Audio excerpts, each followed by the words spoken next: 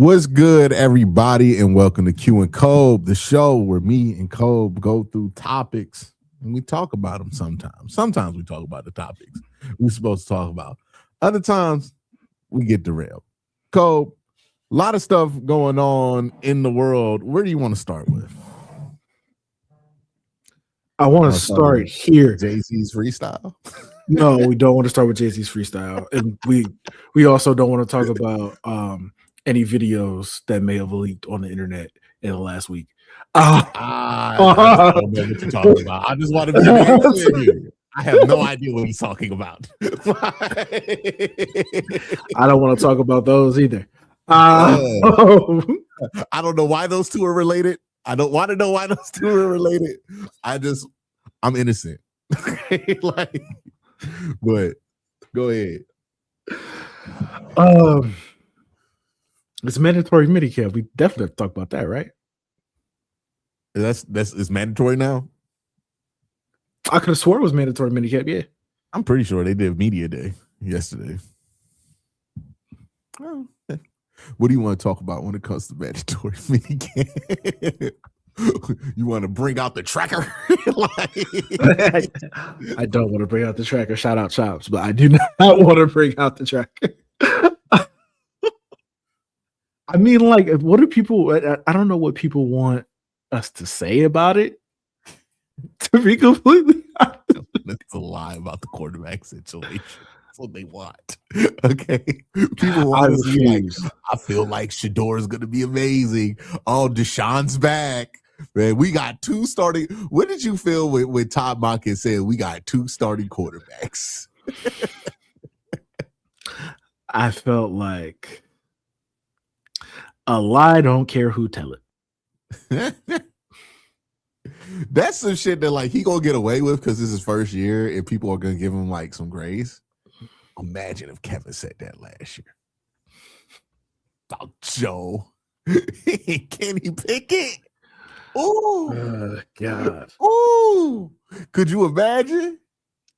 I could not imagine, actually. Could you imagine if he inferred such a thing? Parker Brailsford might be the starting center. That's something. You know, that makes sense. That makes sense. I mean, like between Kendrick Green and Luke Whippler, it's probably gonna be Parker. You seen Parker's tape? And listen, Parker's not bad. Look, I was worried about the size, but like I watched him play Georgia and he didn't get like blown up by anybody because of size. He's not as good as like he needs to be better hitting in space. He's gonna be that small, but that's really it.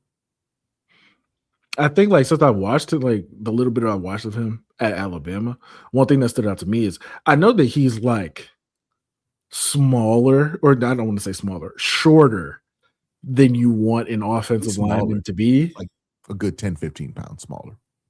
He's strong as shit. Yeah, yeah, he's strong as shit, bro. Like I watched him. I did a breakdown. I was like, okay, I watched him play Georgia. I watched him play Oklahoma. Didn't really have a problem there with strength. You know, I think sometimes though, because he is smaller, one of the things you have to watch out for is like how much clearance does he need to really throw a punch, right? Because when you're big, then you don't really need to do much to be able to hit a punch that's going to land and move somebody. Sometimes with Parker, he does have to kind of launch into his punches, which makes him a little bit less accurate, right? And then you get to the NFL level, what's that going to change to? Like he needs to get a little bit stronger for the NFL, but he knows how to put his body into what he's doing, which I think is ultimately going to help him out once he figures out exactly how he can play at the next level. You know what I mean? But I think Did you watch him play against Michigan at all? No, I didn't get to watch the Michigan game. Because I know I think Kai was the one who was talking about how he I basically looked up all the three techs that were like in the top 50 of draft boards, and I want to see how he looked against those guys. Yeah, I think he said you want to watch him play against Mason because Mason Graham. Because I think he was the starting center when they played. Yeah, and I was like, you should go. He was like, you should go watch that because I think he held up pretty well. Yeah, I mean, I wouldn't be surprised. He didn't really have a bad game on his tape, to be honest with you. It's just a question about his size and Is he athletic enough to get away with that? Because once you start having to be like Jakes and Kelsey size, like that's a rare archetype. But if you look at Todd likes those small centers. And one of the things that Todd will do, I was talking about this with B Jags the other day. Todd will kick his centers. So like you go from from A to basically D, we'll C, if you're a center and kick out. And I think that's something he wants to do. And there's really only one guy you could do that with on this roster. Yeah, Parker can move. Parker can move too. We'll see if it works. We'll see if they will try it. We'll see if they go back to it. You know what I mean? Like, but they gonna try everything. You know what I mean? That's probably why the first month of the season is gonna be rough. If we're being honest, right? They're gonna have all this new offensive line, all this stuff to put together. They're gonna be trying a bunch of shit, seeing what sticks, what doesn't, because they just got it. There's no other way to figure it out other than to try shit. So you're gonna see them try shit. It's gonna piss you off. They're gonna do it on the third short. You're gonna be mad, whatever.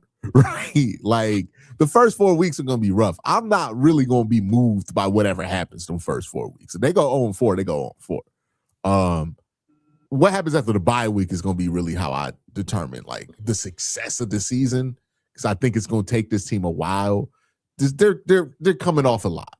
Like, you know what I mean? Like, I think we gotta be realistic about the amount of change that's happened to this roster on both sides of the ball now that you traded Myles Garrett, right? Offensive side, we got 6 new offensive linemen, 5 new starters, 2 of them probably rookies.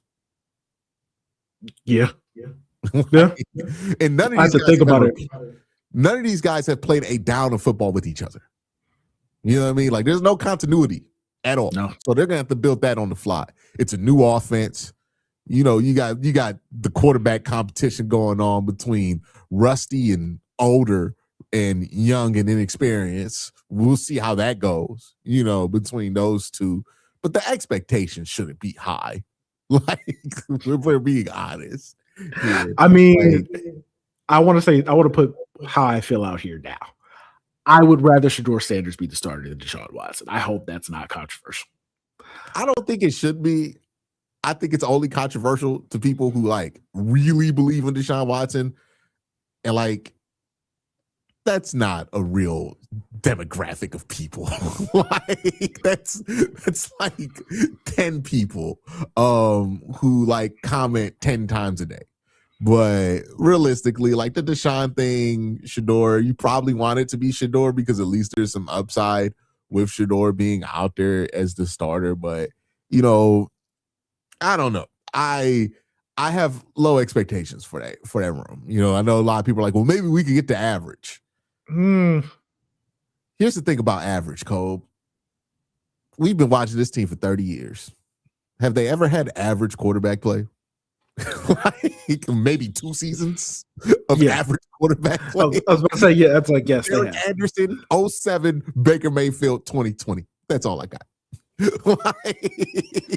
If you want to say they are like they might have above average 40 weeks of average quarterback play like in my entire life. Okay. And every year we go up and we go, oh, if we could just simply get average from our quarterbacks, we'll be good. Like it's easy. Like we ain't been in the desert a whole life searching for this water.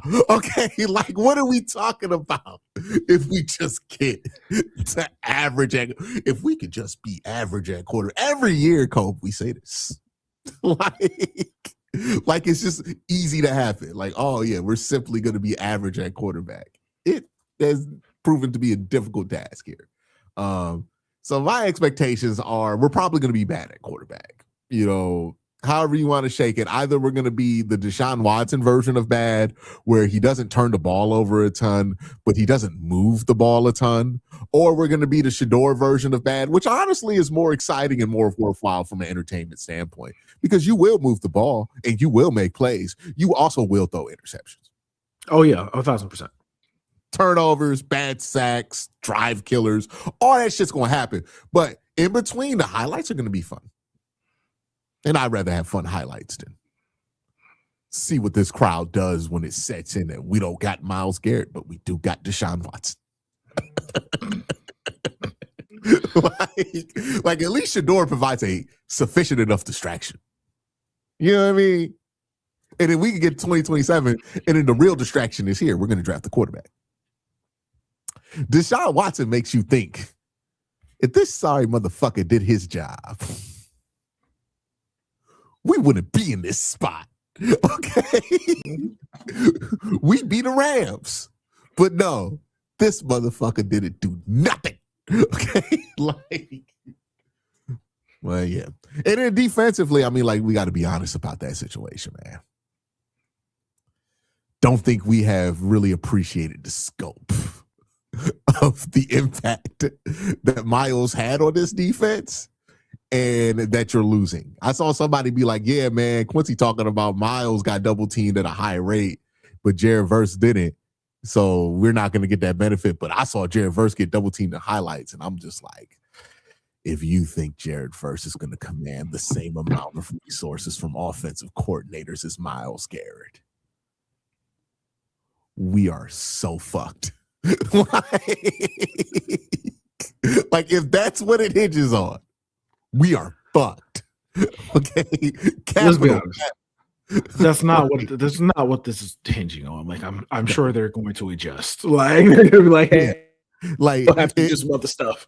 Yeah, they have to be like, you're going to see more testing of these linebackers. The big guy that I'm worried about is Tyson Campbell. Oh yeah, brother. Super worried about Tyson Campbell. Brother, you were about to get tested. Because look, they about to throw at Denzel like they've never thrown at Denzel before. And I think Denzel's good enough to shut that down. Right? They'll remember, okay, yeah, he's good. Let's not fuck with him. But Tyson, they about to give you that Greg Newsome. Like, think about how much they picked on Greg Newsome, and like they didn't even feel like they had the time to do it. Imagine if they like, nah, we running these backside digs and we running them straight at you. Double moves, all kind of bullshit they about to run at Tyson. We gonna see, man. Emmanuel McNeil Warren is good, man. Let's be real. He gonna have to clean up a lot. Tyson played well though. Yeah, but it's just not gonna be the same job as last year remotely. He played well last year, so I'm cautious. The Browns literally had a game last year where the Steelers threw the ball in like an average of 2.3 seconds. That shit's not happening no more. Like, no disrespect to that defensive line, but that only happens when you're afraid of somebody. And like, no, they're not going to be afraid of this defensive line. They'll respect it. And look, production-wise, I fully expect them to be able to have similar production numbers than they had last year. This isn't about production. This is about that being Myles Garrett and that affecting the game plan versus that not being Myles Garrett. Right. We talked about this with Myles when he was here, how it's different, how teams game plan for TJ, who's a Hall of Famer, versus how they game plan for Myles. Right. It's a completely different game. So like, and I think the people who benefited the most from that were the corners, especially the guy opposite of Denzel, because you can only pick on that guy so much. You can only really expose that guy so much. How many deep shots were open that Tyson Campbell was covering last year that we were like, man, thank God he had to get rid of that ball? like, you know what I mean? You know what I mean? Like, that's going to be the difference. That's what I'm concerned about. And God forbid there's an injury to that secondary. God forbid there's an injury anywhere on the defense. I'm going to feel real bad about that. I mean, like, defensive line, I think they'll be fine. Mason's in a walking boot. Ironically enough. Huh? Don't like that. Mason's in a walking boot right now. Don't like that. Yeah, I mean, it's June. What, did they put down that he break something, or is it like a sprain? They didn't say. I hope it's a sprain. I hope it's not anything serious. So I think if it's serious, we would have found out. But yeah, I think it's like a sprain. You know, he'll be in that boot. He'll be back by camp. He'll probably be back by next week. But because like the boot thing, like the boot, we always like go, oh shit, he in the boot. But like I've seen like 5 stories over the last year where we're like, oh, he's in the boot, and then he practices on Tuesday. You know what I mean? I feel like they just put anybody in the boot these days. But yeah, I mean, like the defense is going to have a lot to overcome. We're going to like Carson Sweatshirt's going to have to step up. Mason's going to have to step up. Mike Hall is going to have to step up, right? Manuel McNeil Warren. Now we need that safety, right? We was bullshitting before. We got Ronnie Hickman back there. We're fine. Nobody's going to test it. They're going to test it now. You know, we need a playmaker back there. There's going to be opportunities for plays. I was thinking about that. I'm like, damn, bro. Maybe we should have thought about drafting Caleb Downs. Like, if we knew that trading Myles is on the table. You know? Nah, they still did what they needed to do. They got Spencer Fandle. Like, I'm not mad at what they did, but like I was against the Caleb Downs argument because I'm like, it just feels like redundant. But now without Myles, I'm like, you do need a star player. like it would have made a lot more sense, you know, hindsight being 2020. So there's all of that to consider. We'll see how this shakes out for Cleveland, but you know, all of that is also going to hit them at the beginning of the season. Again, I expect that beginning part of the season to be rough. Like, I am just gonna let the first month of the season happen. I don't think that like I think the Browns they got a lot of home games in the second half of the season. They got a lot of easier games in the second half of that season. I think it's possible the Browns can get their goals, but look, really concerning the first 4 weeks because I mean, like the scope of what they're trying to put together right now does not scream to me hit the ground rolling. Now, again, the last time I felt like this was 2020 and the Browns ended up like being great that year. I don't know if that's going to be the case, but like there's a lot of work that has to be done before this team's going to be what they need. So when they said the week 5 Browns apology video is going to go crazy. I hope it does. I hope in week 5 we like, hey man, we was wrong. This team is great. Todd Monken's hit the ground running. Look, you know what I mean? Like the last time I felt this way was 2020, but like I don't know. I feel like that's a lot different than what we weren't battling it out at quarterback in 2020, man. Like, you know, we had Myles Garrett on the roster in 2020. Like Nick Chubb was Nick Chubb. You know what I mean? Like I don't know. Still had Hunt. Like, we were just saying the O-line. We did not know how much better they would get. I feel like this is a drastically different situation in 2020. Like, I honestly think like looking at the team now, the biggest thing is that there's so much unknown. There's so much that nobody knows how these things are gonna work out. And I think that kind of makes it a little bit more difficult to be optimistic about the team because honestly, I don't know how some of this stuff is gonna work out. I would argue the opposite. I think that that it makes it a lot easier to be optimistic about the team because you don't know. What makes it hard to be optimistic is when you know. Think about it like this. Deshaun Watson. We know. Is that going to be easy for you to be optimistic about? No, because you know what that is. We know. Shador, hey, I don't know what that is, man. Could be awesome. Could be ass. like, you know, like I think that's why we're seeing so much optimism about the Browns right now in the fan base is because there is so much unknown. Who knows? Harold Fannin could be the next George Kittle. Who knows? Carson Sweatshirts might be the next Fred Warner. Who knows? Jared Verse might turn into the next Max Crosby. Who knows? Mason Graham might be Cam Hayward. Who knows? You know, Tyson Campbell might become a shutdown corner and get that leap. Who knows? Like, honestly, Todd Monken might be the next Bruce Arians. Who knows? We don't know. We don't know. Which is the polar opposite from where we were last year. We were like, oh, we know. You know what the crazy thing is? We knew, and they still should have won more games than they did last year. We knew that would be the case. We were like, we're gonna get at the end of the season, and we're like, they should have won 10 games, but they won 4.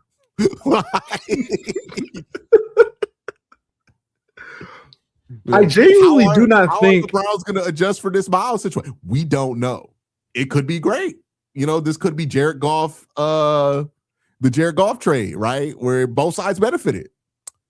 Could be much worse than that. We don't know, right? And not knowing is what ignorance is. Well, not ignorance. I don't want to say, but ignorance in the sense of like you don't know is bliss. We don't know. Right? We are ignorant. We are ignorant to what the results of this are going to be. Hey man, I'll tell you right there. I didn't think the fucking Knicks would be this good. Like, okay. I remember a time when we were clowning those moves.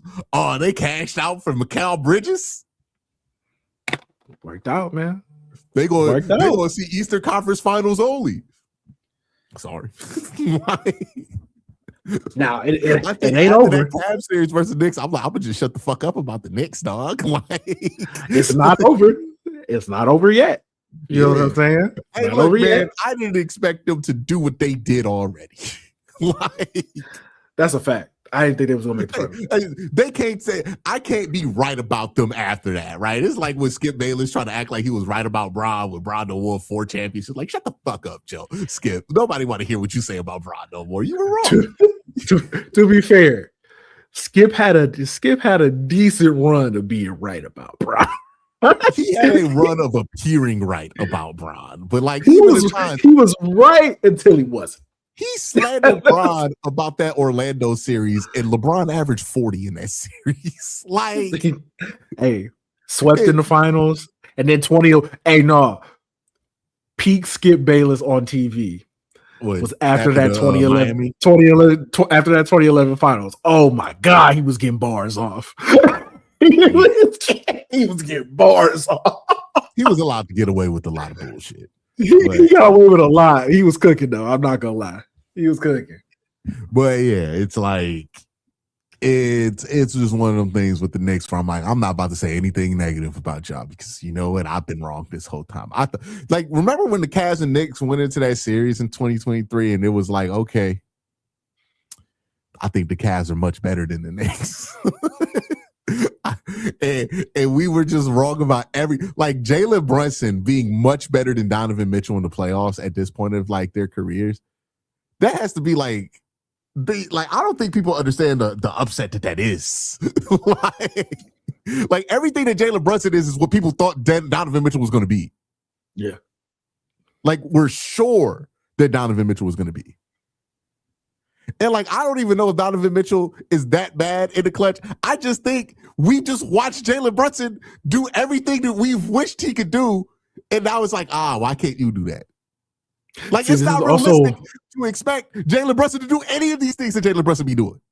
This is also why it makes it ridiculous for the Cavs to just run this thing back. It's like, hey, man,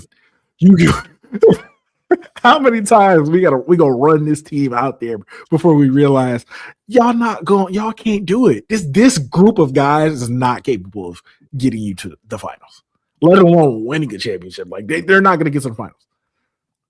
I think they're gonna sunk cost themselves into another year of like just buying into a whole Mitchell and Harden thing. And like, I'm gonna be honest, we're gonna see some cool shit basketball wise from those two during the regular season. I'm gonna be real with you, man. If I make people upset when I say this, I apologize. But I could not care less about anything the Cleveland Cavaliers do in the regular season anymore. I don't care. Nothing. None of that stuff is moving me. None of that stuff. When they start the season 5-0 in the regular season, you're gonna open yourself up to a lot of "stay on that side" tweets. Oh yeah, I'll stay on this side. I'm gonna be over here. Or just a whole lot of Luka slander. Hey, if I get the Luka slander, that means I know I'm right. Well, yeah, we'll see, man. I don't know what else they can really do other than like, I'm not saying they should run it back, but it's just like, I don't see a better option. I don't see a good option for them like right now where they don't end up just selling for half the price. Like, I do think that like sometimes you just gotta ride shit out and see what happens. You know what I mean? And I think that they have no choice but to do that right now. But you know what's gonna happen. We just had this conversation. Here's what I'm saying. I'm not saying ride it out and see what happens in terms of like, oh, you're gonna win a championship, but like ride it out and see if being patient gives you better opportunities to rebuild this thing in the future. Instead of just like trying to do it all right now. You know what I think they should do? To be honest, because you still don't have your draft picks, so it's like 2030. Exactly. So you know what I think they should do? Might have to call the Thunder. Trade Donovan Mitchell to the Thunder. No, they don't want Donovan. Trade Evan to the Thunder. Might have to think For about that. what? Well, you want Chet back? Well, no, I don't want Chet back. I wouldn't want Chet back if I was Cavs. Who But gonna get? they got Jay draft Will? picks. They got draft picks and young players and a whole bunch of stuff. I think that is something they need to consider.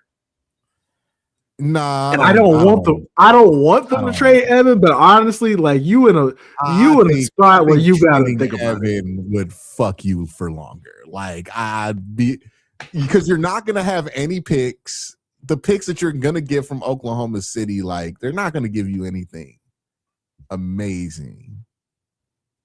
I don't know. I don't know about that because they wanted Evan. I think they wanted Evan for a really, really, really. I think if you're the Cavs, hang on to Evan and just let me see what kind of picks they got. Because you never know what's going to become available over the next few years. You know what I mean? Like we don't got to do all of it right now.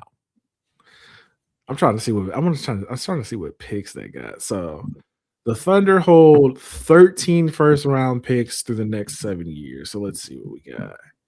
Just in this draft, they have the 12th pick and the 17th pick. Do they have anything that looks like it could get you a top 3 pick? Let me see. I'm trying to go through all the picks they have right now. Oh, it's on Reddit. Shout out Reddit. Let's see. I see 2027. They don't really have anything because it's Denver and San Antonio. But they also get the more favorable of OKC or the Clippers. So obviously it's going to be the Clippers pick. So maybe something there. Let's see what else they got. Oh shit. 2028, OKC gets the more favorable of them in Dallas. That's gonna be a good pick. That's gonna be a really good pick. Hold on. And what else they got? Denver, and then they got Denver again. Yeah, the best picks they've got right now are the ones that they trade gonna work because like there's no way they trade for Evan and then like keep Chet on the roster. They can just trade. They could just find somebody to trade. Chet to trade. Yeah, trade Chet afterwards. Like, hey, listen, I think Evan's a lot better than Chet, so I could definitely see the Thunder being like, "Yeah, we'll give you XYZ to get Evan right now." I can see them doing that. On their way, but I think if you're the Cavs, like it's probably more likely that Evan's a part of what you want to build. Like you got to have an anchor point for whatever you're building. If you trade Evan, what the fuck are you anchoring this to? If they offered you Jalen Williams plus stuff for Evan, man, you telling me you wouldn't? You telling me you're not going to consider it? Yeah, I mean, I would consider it. I don't know if I'll pull the trigger. Jalen Williams plus stuff is a really good starting point for Evan Mobley. I don't even know if I want Jalen Williams, but like you got to take something for the contracts. That's why I said Jalen Williams plus stuff. Yeah, that's what I'm saying. Like I don't even know me personally if I even want Jalen Williams, but like you got to take something for the contract. Listen, they got 2 picks in a really good draft because this draft coming up is going to be a really good draft. I think I'll just keep that. They still got Case and Wallace. They still got like, ooh, like you get. I'll bet on Evans. I'll bet on because like I need something to anchor this rebuild to. Like, and right now Evans something you can anchor it to.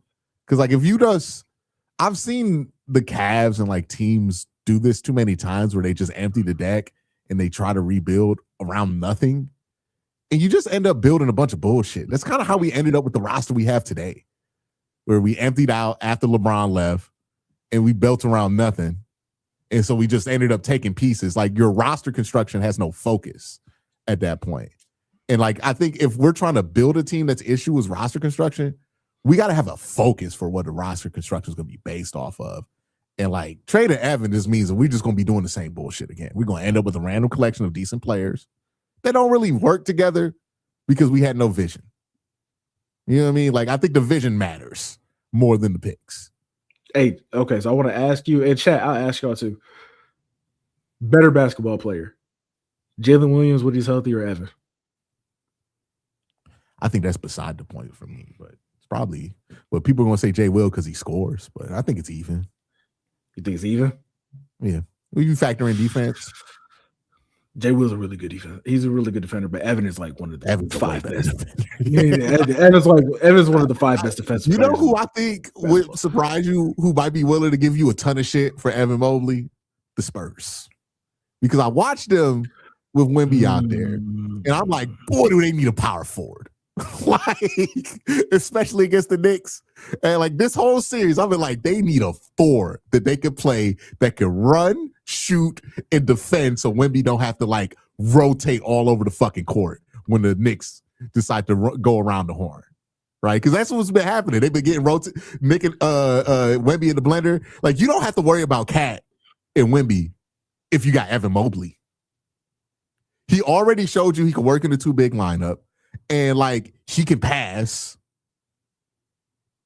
Wemby plays like a guard, so you could definitely make that work. You could play Wemby as a wing, yeah, like it's fine like that way. Defensively, it definitely works. Like that would be the most dominant defense we've ever seen in NBA history. And offensively, I think it works. What could they give you though to get Evan? I don't know what they could give you. Maybe Vassell. Like they would have to give you Harper, right? Like they would have to give you Dylan Harper or something like that. And this is the thing. And they're not going to give you Dylan Harper. They're not going to give you Dylan Harper, so there's nothing. So there's nothing to talk about. I'll be honest. I don't know. I think the Spurs should think about it. And no. They're not giving you Dylan Harper. Here's the thing. If you trade Dylan Harper, right? Like Dylan Harper is a great version of what he is, but what he is not. It's hard to find as Evan Mobley. Hey, I think I disagree. Like ultimately, if you're the Spurs, can you find somebody who could become a good bench scorer to replace what Harper's doing right now? Like obviously Harper's gonna get better. But like Harper's gonna be so good. He's gonna be Harper's gonna be amazing. he's talking about crazy. We're talking about a trade for an all NBA player. You're gonna have to give up something. But this is what I'm saying. You can't just give with Steph Castle and be like, oh yeah, it's easy. It's easy. No, like no. I'm not saying that. What I'm saying from the Spurs perspective is this: no, not Dylan Harper. No. But you don't think if you add Evan Mobley to that roster, you swap out right now in this series, that doesn't solve every problem the Spurs have right now? I think it might make them better for this particular series. Yes, I think they would have a better advantage. But I'm betting on they could beat the Oklahoma City and get out the West. I'm betting on what Dylan Harper is going to become, and then we will figure everything else. Yeah, they win now mode now. You know what I mean? So like if they like that's the move I would do. Like, if you're asking me, what I would do if they wanted to give you Dylan Harper, okay, we could do that. We can make that move. I want somebody. I want a star that's shining that bright, that's young for Evan Mobley. From the Spurs, I'd be like, fuck off. Understandable, and that's probably why Evan's not getting traded. Like no. But if I'm Kobe, work that phone all season, and sell him on it because it might be a fuck you right now, but guess what, man? Les Snead got Myles Garrett off the same principle. like it can happen. But you had to throw in that young flip. Hey man, look, we'll give you Jalen Tyson and Evan Mobley. Still telling you fuck off.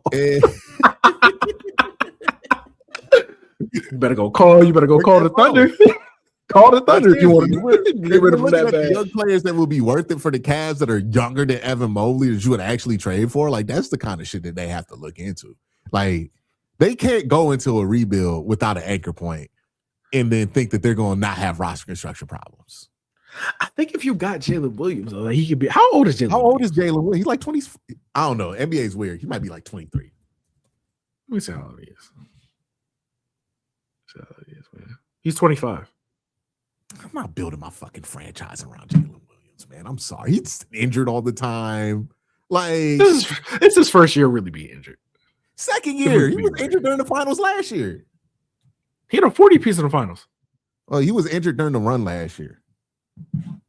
No, so So it's 75 games, 71, 69, and then this is the first year he's actually like been hurt.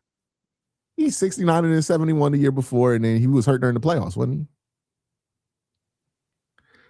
he? This year, he was hurt. He was hurt all season. Fucking team around Jalen Williams. I'm sorry, like I'm just not. I can't buy into that. Me personally. Hey man, he was cooking in the finals though. I ain't gonna count. I'm sure he was a great player on the Thunder, like with what they have around him. But like you put him on a team that got nothing. Like what's he? Let's see, man. I don't know. Ain't nobody making the argument right now that Jalen Williams is the guy you want to build around. You gonna build a champion? We can't build a championship team around Donovan Mitchell, but we gonna build it around Jalen Williams. Well, Jalen Williams actually plays defensive passes, but that's neither here nor there. Okay, when we know that Donovan Mitchell was a better player. Okay, I'm like he plays defense and actually passes the ball. We being petty, but we know the answer to that question. I don't know if my answer or your answer is the same answer. That's all I'm saying. Jalen Williams is not a build your team around. We're not building a team around 17-4, dog. Like that's not. It can't be it. I don't know, man. I'm just saying. That's why I said Jalen Williams and stuff. He's 6'5", like he's not even a 6'8" wing. No, I'm good.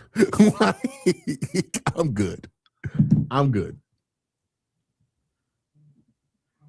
His wingspan got to be ridiculous. Because on the court he looks like he's bigger than 6'5". Hey man, he's 6'5". Yeah, I need to know what his wingspan is. Like that ass. I'll look it up.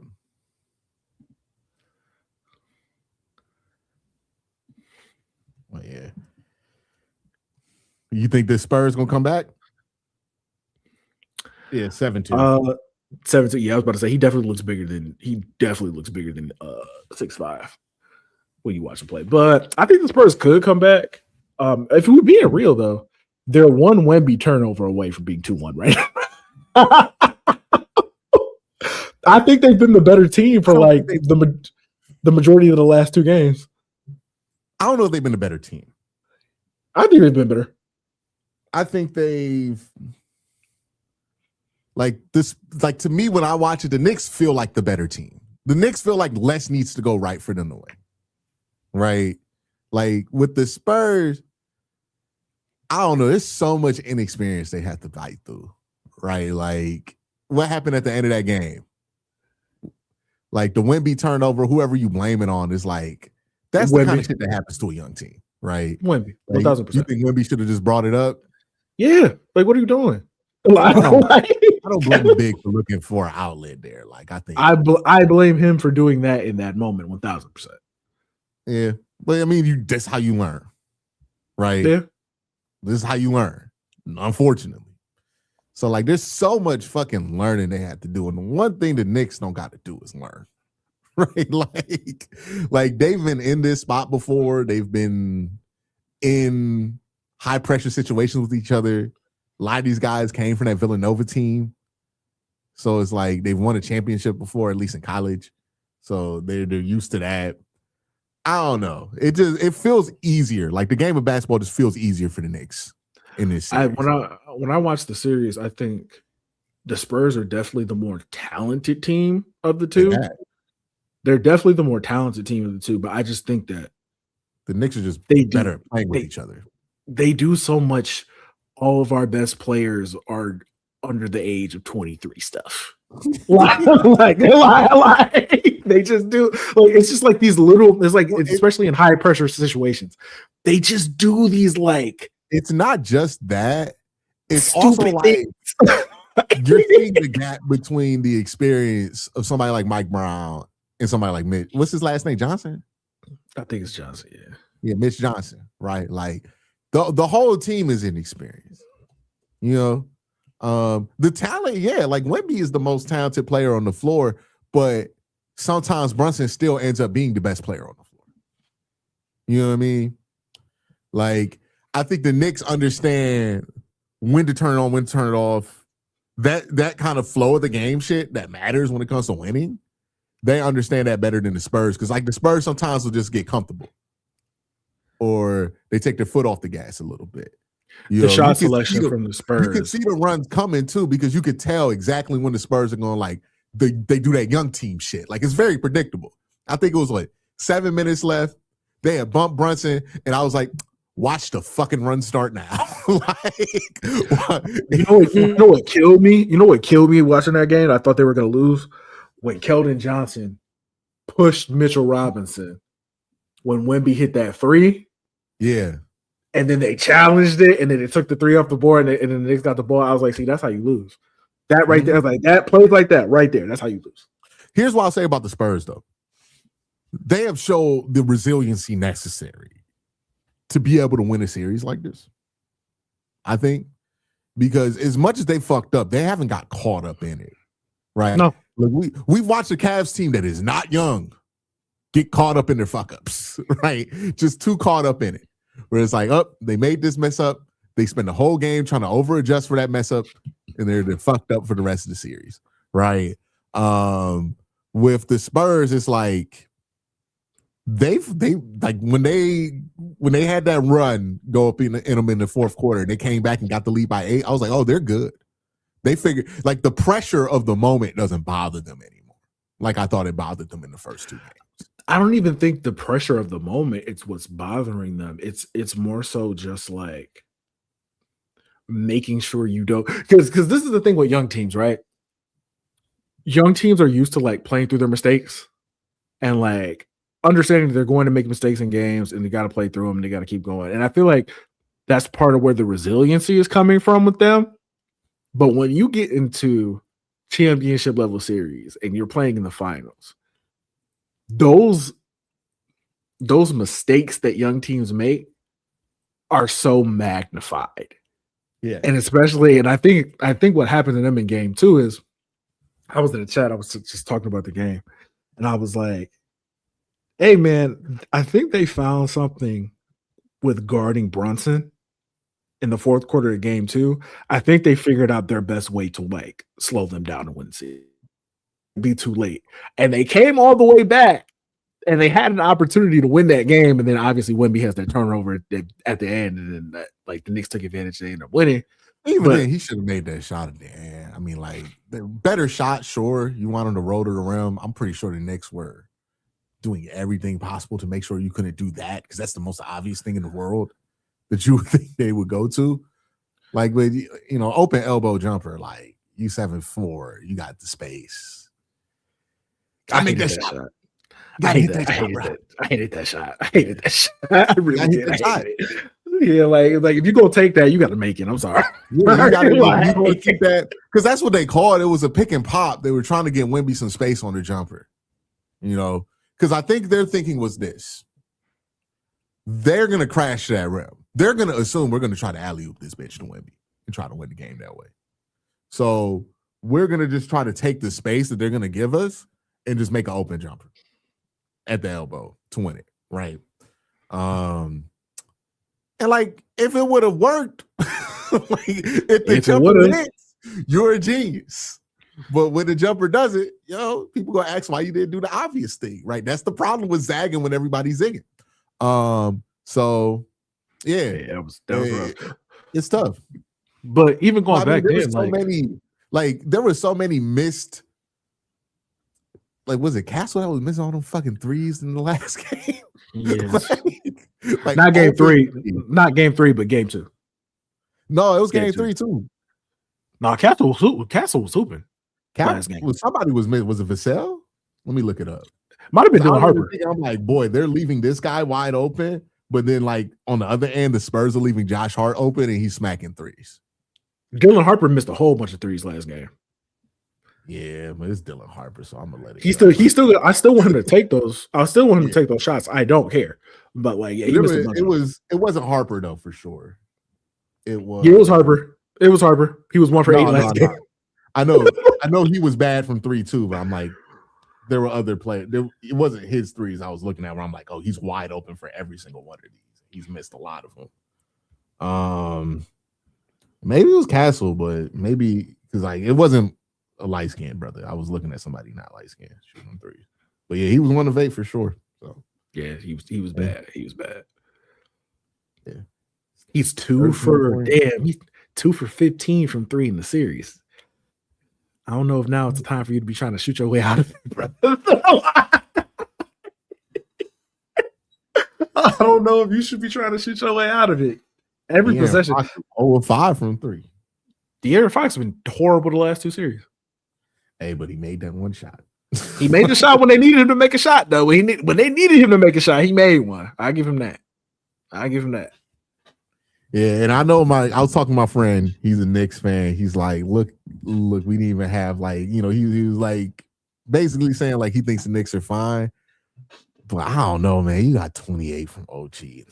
Like, you got the OG game there, bro. Like 28 from OG, and then you got the one game where Josh Hart's going to make threes. This is what I'm saying, bro. The way that the Spurs have been guarding them the last couple games, I've been sitting there like, hey, man, I think they figured out what they need to do on defense to win the series. I do think the Knicks were able to put they figured out how to get like Wemby in rotation and like kind of clear him out of the defense. So I wonder if that starts to show up too going forward. Because I saw that a little bit in the fourth quarter where I'm like, oh shit, they got him scrambling for a Landry Shamet 3. Like they done figured something out in this defense because that's not how that's supposed to go. They had him scrambling one time, and then I forgot who got the ball, but they tried to drive. And Wemby recovered and just beat that shit down, man. Hey, man, who's the GM of the Spurs? I don't know. Is it Pop now, technically? Hey, man, all you got to do is send us Harper, and then you can have him and Evan Mobley on the same team, man. It's not gonna happen. Incredible. Are you imagining? It's not going to happen. It's never going to happen. Woo. They do need a power forward, though. Like bad. I like Champagne, but they do need a power. Champagne felt more like a wing to me, but yeah, they kind of like forcing him to play the 4. Yeah, but it's been working. A lot of dudes to play the 4. They had Keldon Johnson playing the 4. Keldon Johnson was terrible in this game. They got him playing the 4. He was horrible in this game, man. Terrible. Like I don't know. Like they have no. I was looking at their roster. I'm like, if they wanted to go double big, they got to put Luke Cornett on the floor for real. That's bad. No backup big. They got no other ones. They've tried. They got all the bigs they got all the lost bigs of yesterday on this fucking team too on this bench. Bismack Biyombo. Yep. Bismack Biyombo. And is that Myles or Mason Plumlee? That's fucking Mason Plumlee on that team. Yeah, Mason Plumlee. They have tried to find a power forward. I'm just saying we can solve that problem. That's not giving this to Harper, bro. Hey, man, we can solve that problem, boy. We can solve a lot of problems with both of these teams right now with one exchange. Like, you know what I mean? We can figure that one out because they playing Champagne 27 minutes, and he's their only power forward. Like, oh man. The Rams starting left tackle. Yeah, he got arrested, right? Repeat offender, they say. Repeat offender. Ain't it crazy, bro? Myles Garrett has the evil juice on every left tackle he practices against. Like every left tackle he practices. Somebody was pointing this out in the comments. It was like the one saving grace of this trade is that we don't have to worry about Spencer Fano's confidence anymore. Like, well, they said felony domestic battery. Yeah. Ooh. He wasn't trying to do that all summer. But let's talk about the other topic of the day, this Brendan Sorsby NCAA situation. So from my understanding of this is that the NCAA wanted to suspend him. And then he went to court, and the court said you can't suspend him, basically, right? Yep. So this isn't an issue with the NCAA's will to suspend him. This is an issue with the NCAA's ability to do anything. Right.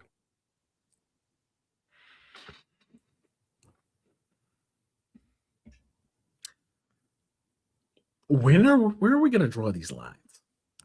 Well, I mean, like, I don't know. Like, the line is like the NCAA wants to suspend him for gambling, right? And they should. Yeah, I think we're all in agreement on that. They should. My thing is like, if we're talking about where do we draw the line, it's like, no, that's not what happened. They wanted to draw the line.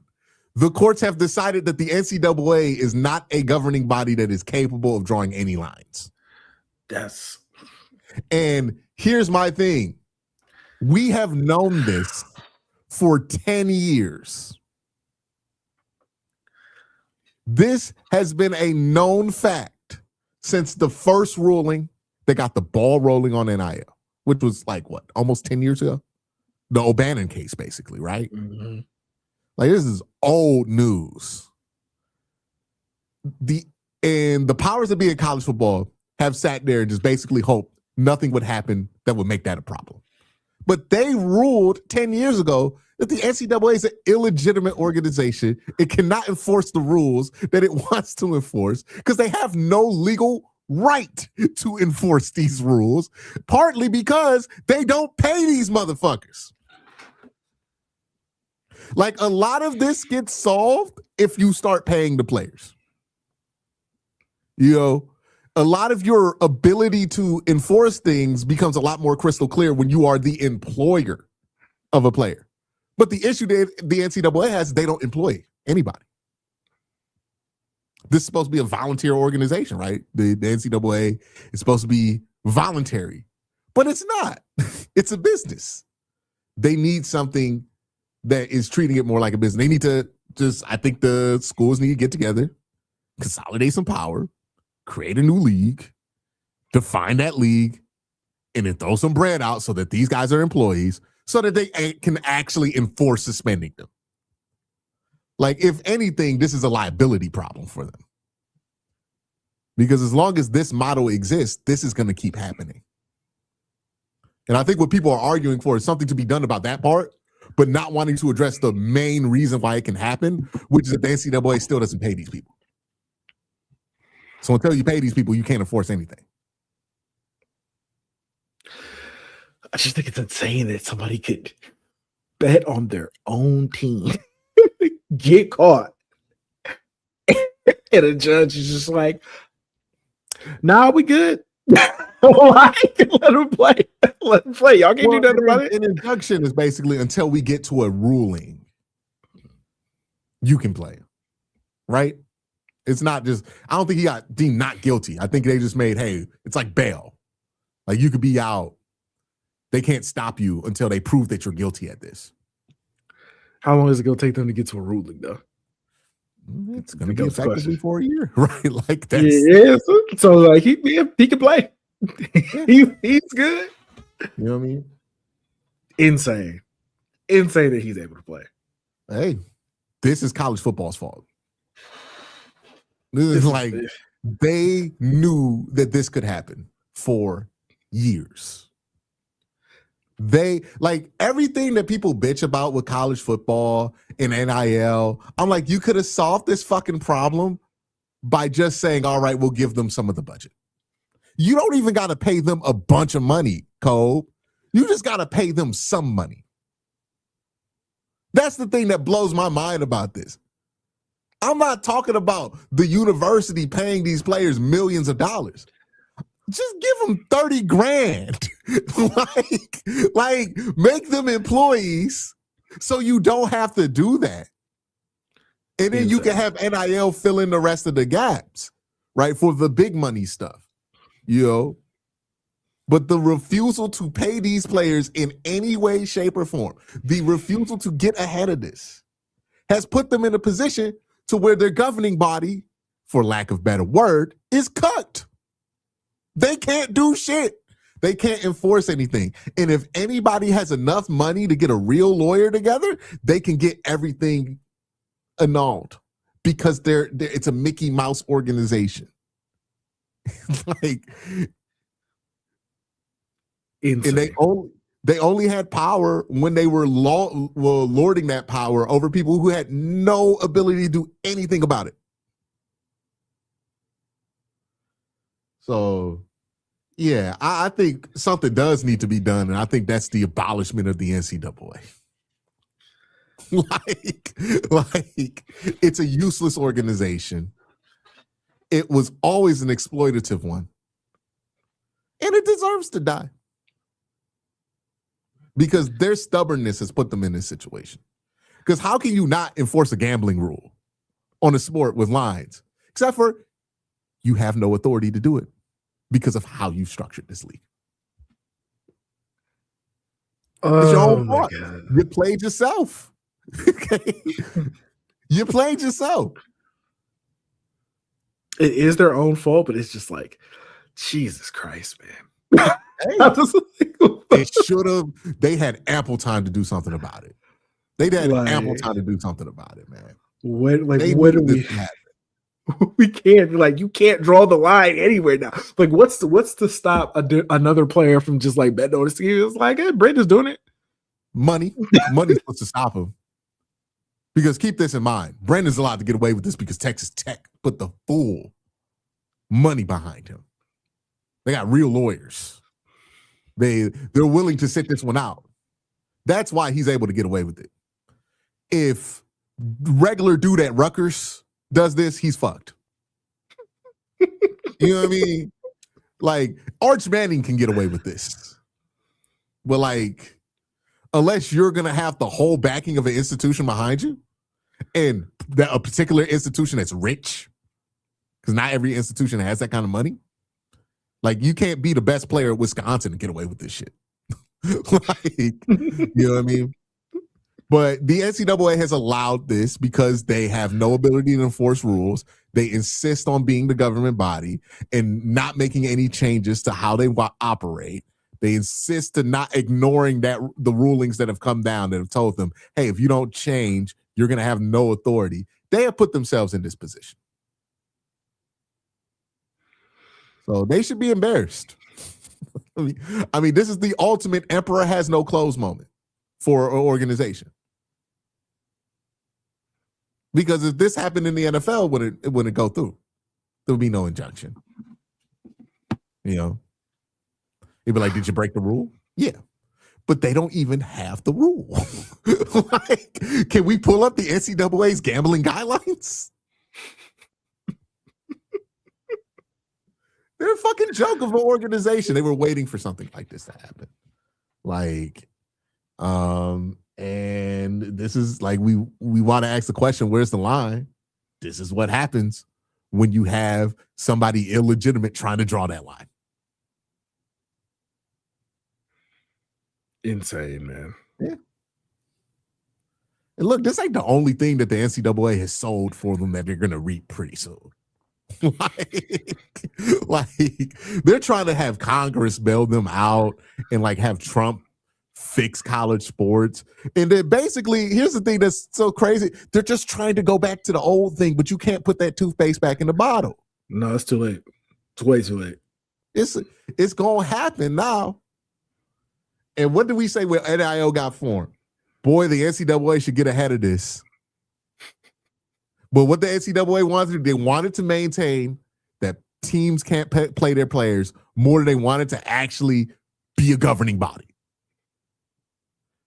And all of that is domino effect into if they just gave these motherfuckers 30 grand, they wouldn't be in this situation. That's the crazy. They could have lowballed them. They have no representation. But their greediness has just put them in this situation to be fucked. Incredible.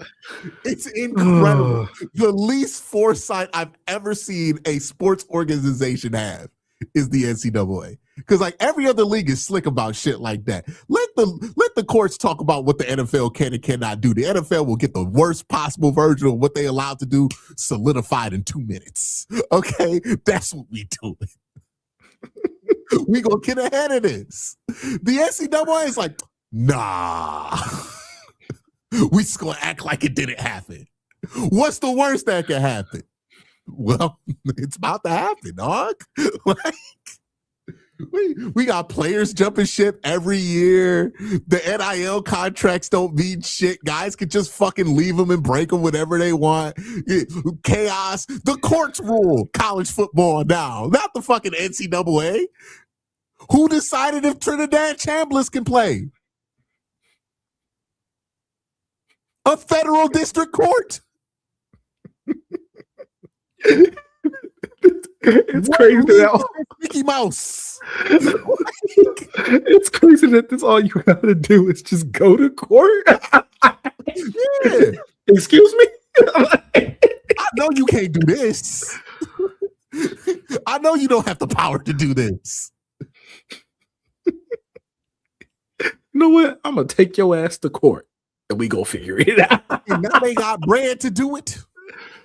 People were talking about like Terrell Pryor. I'm like, yeah, man. If Terrell Pryor played at NIL, he wouldn't have got suspended. You know why? No way. Because he would have had the bread to say, fuck you. I'm not getting suspended for that. Like, you have no authority to do this. You know why? Because you're not paying me. I'm not an employer. Like, what the fuck are you going to tell me I can't? It's a public university. They did this to themselves. And again, Cole, just give them if they just gave them a little bit of bread, this would all be done. Like, you would be able to enforce contracts. You would be able to enforce NDAs, non-competes, all of this shit you would have legal precedent for. But they don't want to pay them. Absolutely refuse to pay him. Refuse to pay him. I'm like, at this point, it's costing you more money to not pay them. Like, it's so wild to me. It's so wild to me. Like, I had stricter rules on what I could and could not do as a university employee when I was an RA than like what college football players have. Like, because I had to sign a contract. I was getting paid. I was an employee. Like, it's unbelievable. I don't know why they don't think it's worth it for their own protection. Like, oh man, what can you do? That's what happens when you got dumb money at the top. You know what I mean? Money used to be smart enough to do shit to make sure they avoid this situation, right? But now we just got dumb, greedy money at the top. Like, fuck you, you ain't getting nothing. Like, you know what I mean? Like when Ted Turner died recently and they was going through Ted Turner's obituary, and Ted Turner's whole thing was like, I'm gonna spend money so they don't want to kill me for having all this money. You know, I'm gonna start wrestling. Like, we gonna get these television stations. Look, we gonna make it easy to watch the Braves, all this shit, you know, because he wasn't trying to get shot. Okay? Like, he understood this. Now all this money is just so damn greedy. So he said, "Smart man." I was like, I know how to make sure. I know how to make sure I'm safe. They're like, look, man. You know what I mean? It's the Jay-Z trick. We got this money. No, no, you got this money, Jay-Z.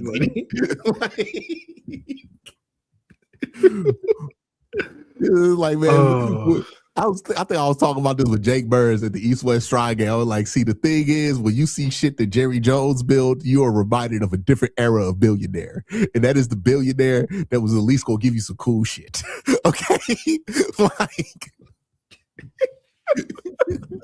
he gonna fuck up all your resources and take all that shit away, but he at least thinks enough of you to distract you, right? Like, ooh, shiny football stadium. High school playing here for free.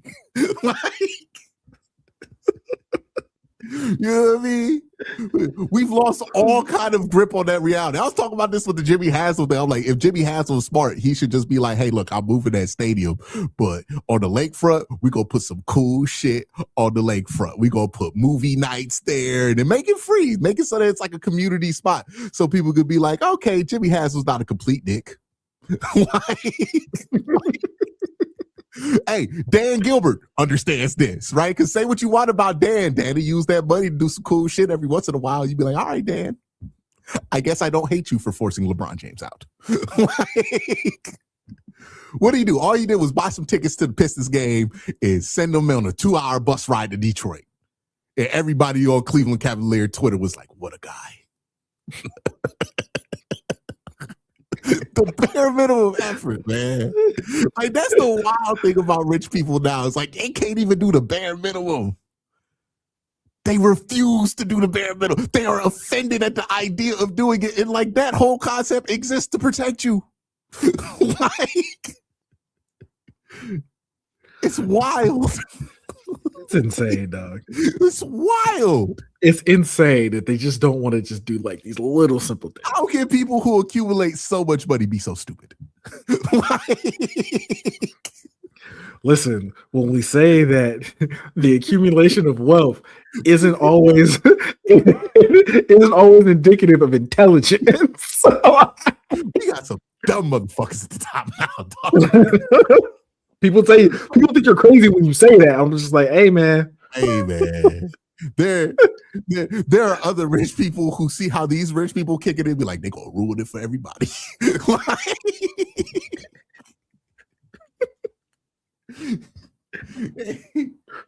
like when the last time you heard of a really rich person just like donating $500 million to some random shit? Not 500 million, but Jeff Bezos' ex-wife. Yeah, Mackenzie Bezos is the only one out here doing it. And that's out of spite. You telling me she started doing that right after the divorces to specifically HBCUs, which I think lends some insight on Mr. Bezos. Because she doing that for a reason, right? Like, there's no way that doesn't get under his skin. And I have to ask the question, why does that get under his skin? Why is that her go-to move? Every year we get that notification. Mackenzie Bezos has donated 12% of her divorce to the HBCU of Clark Atlanta University. Huh. Why does that bother Bezos? Like, makes you think, right? It's always the peculiar. Like, either after the divorce she randomly got into HBCUs or like, she knows it's pissed that man off. I have to ask the question, why does that piss him off? Like, makes me happy when I see that. I don't know why it make him mad. Gotta be a reason. But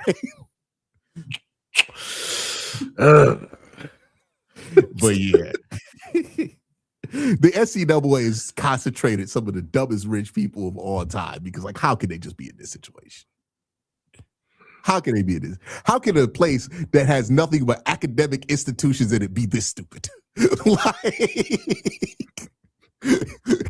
How can an academic organization demonstrate this lack of foresight? Makes you think, it's doesn't insane. It's insane. It's fucking absurd. Like, honestly, like, think about all the things that people complain about with college football. I'm like, this would all be fixed if you just paid them. Well, I'm tired of players transferring after a year. Sign them to a fucking contract. Like, say you can't leave. This is a 3-year deal. You know what the court's going to say?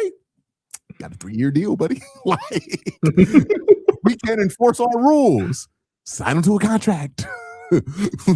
Enforce that they have to work under those rules. And you know what the court's going to say? Sign the contract. Like, and they paid you, right? Because that's the thing people forget. Just because you sign something doesn't make it legally, like, binding, right? Like, yeah. You could, I can sign a contract to Colb that says Colb gets all the rights to whatever. It don't make it binding unless, like, it legally it makes sense. Like, it still has to be legal. It doesn't matter if you sign it. I know that that's the way TV has presented it, that you could just sign a contract and you never have to worry about anything ever again. It's legal now. No, you can't, like, sign a contract and make somebody a slave. Like, that's not how that works, right? Like, so if you even if they agree to it, you can't. Even if they agree to it, you can't just be like, well, I got a contract. Like, the contract has to fall over legal, that has to pass legal scrutiny no matter what. And right now they don't have any kind of contract that can pass legal scrutiny. But if you pay them a little bit of money, you be fine. Like, how many guys on the college roster? Oof. Like 100, let's say 115? Yeah, something like that. Somewhere around there. 115 people, right? If you just give them a base pay of $30,000 a year, we're talking about $3.4 million for a major college football team. Buddy, that might sound like a lot of money, but that is what? 10% of Deshaun Watson's contract? Less than that. Yeah, $3.4 million. That's one veteran signing in free agency in June. Like, it's one Shelby Harris. Like, you put it like that. One Shelby Harris. Yeah. It's like, wait, you ain't got that? You getting hundreds of millions of dollars off of these television contracts. You can't just throw out a couple million for the football team that's bringing you to 100 million. It's crazy. Dumb money. Oh my God. It's that dumb money.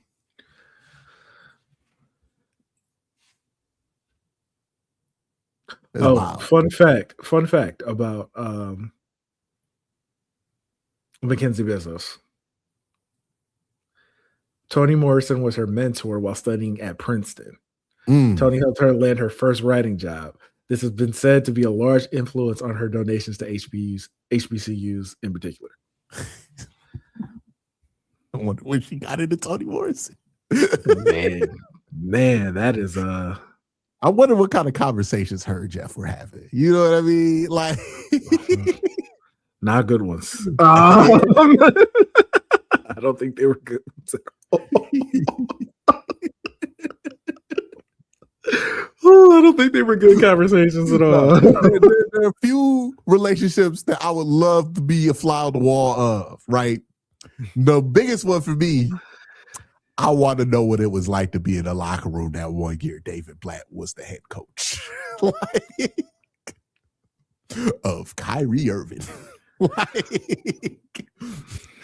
Wonder what they talked about. Wonder what Kyrie learned during that time period. Do you really wonder? I do.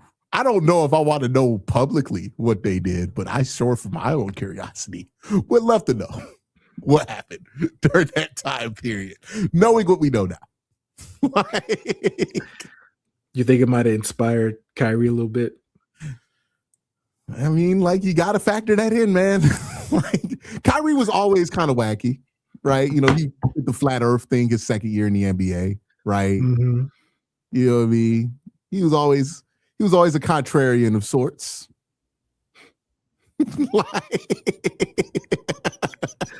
A contrarian of sorts. You know, Kyrie liked to zig where everybody else zagging. You know what I mean? He got his reasons. It's not like he a bad person or anything like that. Sometimes Kyrie sees the world go one way. He said, no, I'm going this way. A contrarian of sorts. That's a good way to put it. Think about everything that he went through in Boston and tell me that's not some shit that happens because you are naturally a contrarian. Okay? Every single thing that he did. Think about how it ended in Cleveland. Yeah. He's a natural contrarian. Like, I don't want to be LeBron's sidekick. Why did you feel that way? I feel like I'll show him some bail on this. I feel like there were things going on around him that made him feel a way about LeBron being there. Mm-hmm. And I don't even think it was necessarily LeBron's fault. Yeah. All I'm saying is that Kyrie has a demonstrated history of being a bit of a contrarian. You know what I mean? Kyrie has a bit of a history that says, hey, if you say one thing, he's not going to be like, okay. Like, he going to ask questions. Like, this is who Kyrie's always been, for better or worse. And, you know, I just want to know what him and David Blatt talked about. About basketball and other things. I don't think we want to talk about what they I don't think we want to know. Hey, man, might have been more than one reason David Black got out of there in the year. Like, I would love to have a conversation unfiltered with Ty Lue because he was there. And not only was he there, he was LeBron's guy. Did he get hired when LeBron came back? Despite the fact that David Black already had the job? Mm-hmm. Was that I was right about that. Was the coach? No, just one. He wasn't a coach the year before LeBron came back? Or was that Mike Brown that got sacrificed? I think it was Mike Brown that got sacrificed. Or Paul, was it? No, it was Byron Scott, who was some former Lakers coach. One of the former Lakers coaches. Oh, man.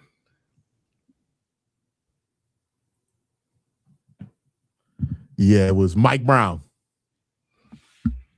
Yeah, it was Mike Brown. Mike Brown, the one. Because that was the year that Andrew Bynum got up in there. And... Oh, let's not even.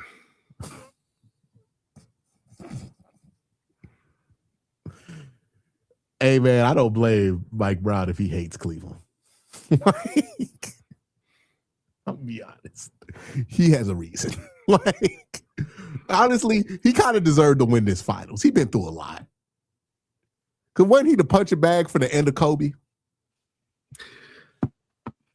Yes. The Kobe death stare was the Yeah, that was his year. Poor bastard.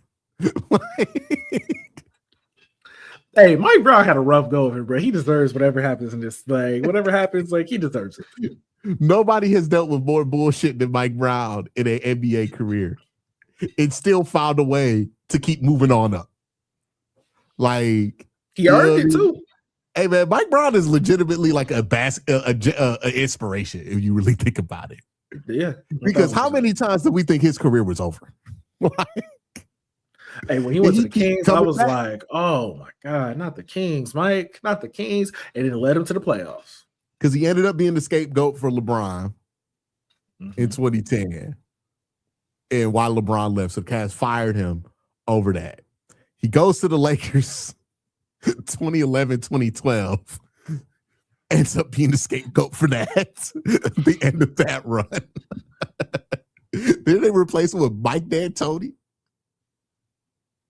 Oh, God. Like, that is a run of Lakers basketball that I'm sure Colb has no eagerness to revisit. I've repressed all those memories. Then he came back to the Cavs right after that and got fired because LeBron came back. When they hired David Blatt, then LeBron comes back and they're like, fuck, well, we already hired David Blatt. Let's just bring Ty Lue in. Ty Lue ends up getting the job long term. He sits on the Golden State Warriors bench for their entire dynasty, 2016 to 2022. And then he had to coach in Nigeria for 2 years after the pandemic. Or, yeah, during that run, he was coaching in Nigeria. Big shout. Big shout to that. Yeah. Shout out to him. Gets the job in Sacramento. They light the beam. They start to make a run. Didn't they almost get the 1 seed 1 year? I don't know if they almost got the 1 seed, but they were really competitive. Really competitive. For no reason. Like, that roster was not good. De'Aaron Fox, Kevin Huerter playing real minutes. Yeah, they had De'Aaron Fox out there cooking. And then he got fired. So, you know what, Mike Brown? I'm not mad at you at all for taking the one job where shit bounced your way. You deserve it, black man. You deserve it. Man. You deserve it. If you cry when they hand you that championship, you deserve every one of them tears. Yeah, yes, bro. Like, that man have been through a lot. Hey, low key, if the Spurs come back and win, I'm gonna feel so bad for my team. I'm gonna feel so bad for my team. I'm gonna feel bad for him. Ruthless too. Like, that's the thing. They're gonna blame him, and they're gonna blame Trump. Now see, the second one, I'm on board with it. I'm 1,000% on board with the second one. Blame that man. Blame that man. They're gonna be putting you in sentences with that man too. That's gonna be the crazy part. They like Mike Brown and like, hold on, wait a minute. Like, you know what? Honestly though, because Trump showed up for game 3, I think Mike might be safe from criticism. It's because you know what they're gonna say? The vibes was perfect until this motherfucker. Hey, yo, they lose 4 straight. That's gonna be. They lose 4 straight. If they lose 4 straight after that, then yeah, dude, we know who they blaming. we know who they blaming. The White House gonna be like, we won. Not the first time they've claimed victory in a situation where victory certainly did not happen. Yeah, if they drop three more games, it's like, okay, yeah. I think Mike is cool on this one. I don't think it's Mike's fault. Nah, man. See, here's the thing about Knicks fans. They care about the basketball. Let Mike sub in Jalen Brunson at 11 minutes in the fourth quarter. And Jalen looked tired. It's over. Like, they will get mad at you over shit like that. When they get mad at Tibbs about rotations. No, justified, because he was running that team into the ground. Yeah. Mike has not done that. All Mike's had to do was play Deuce McBride and Landry Shamet 9 minutes. And it's made a world of difference. Which is crazy when you think about Tibbs. But yeah, this is Mitch Johnson, first year as the head coach, like full-on head coach.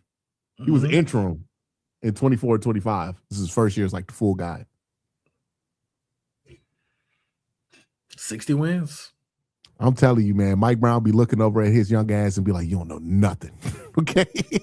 You ain't been through nothing. You think the NBA all sunshine and rainbows? Nah, son. You don't know what it takes. Okay? I've been you.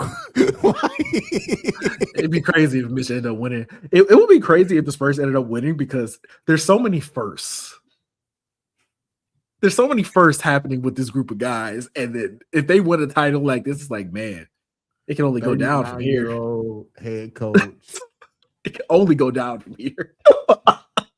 You gotta keep reaching this point because there's nothing you can do. There's no improvement. You just gotta keep winning. Here's the thing about that though. You still want a ring.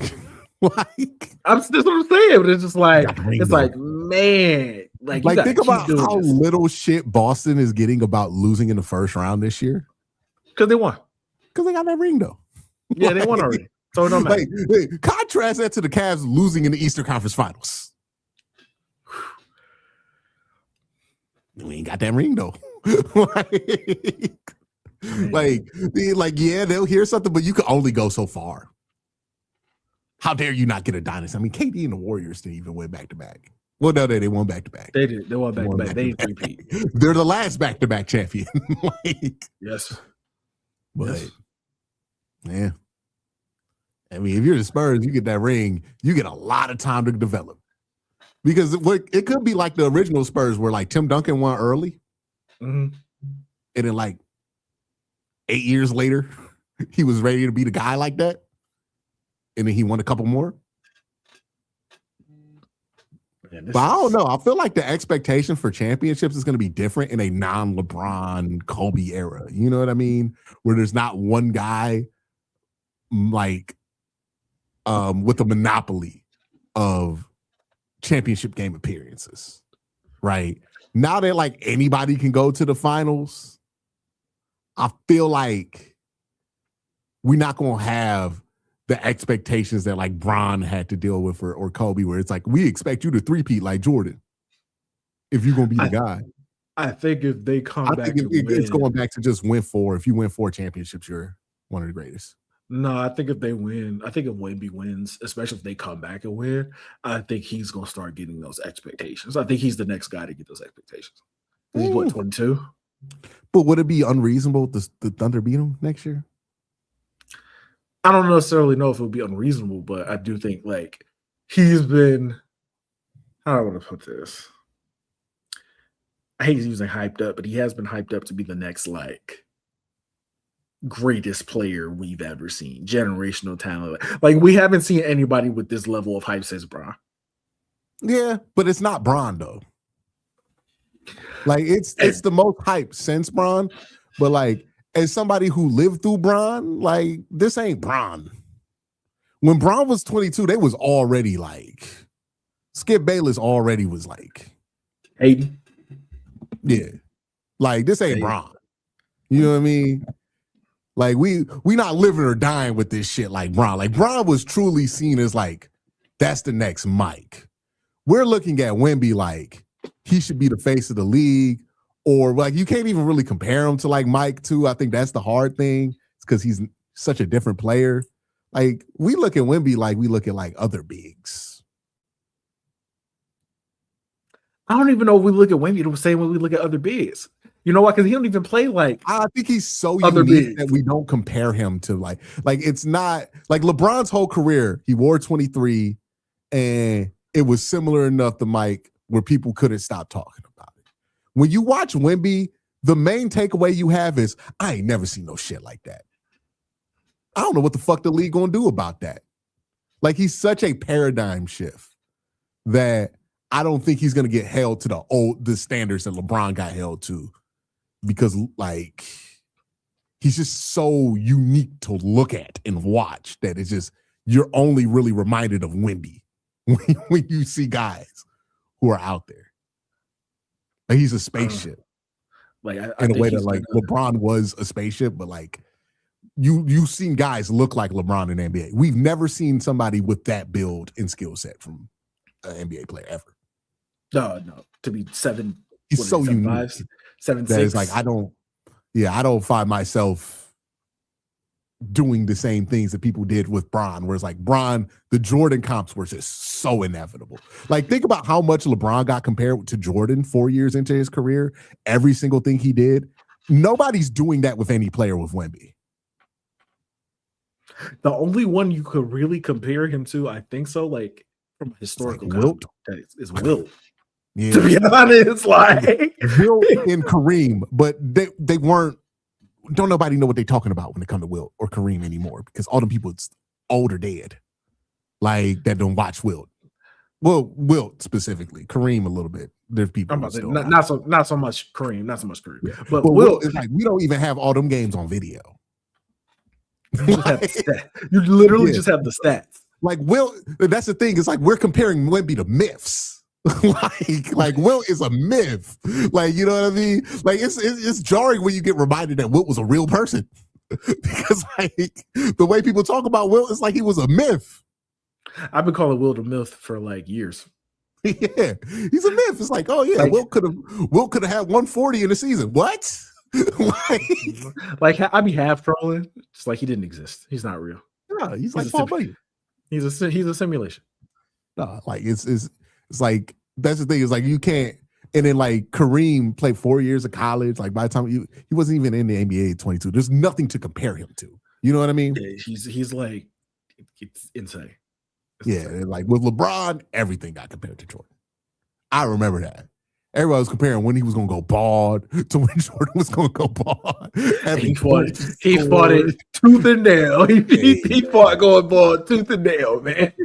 He finally gave up.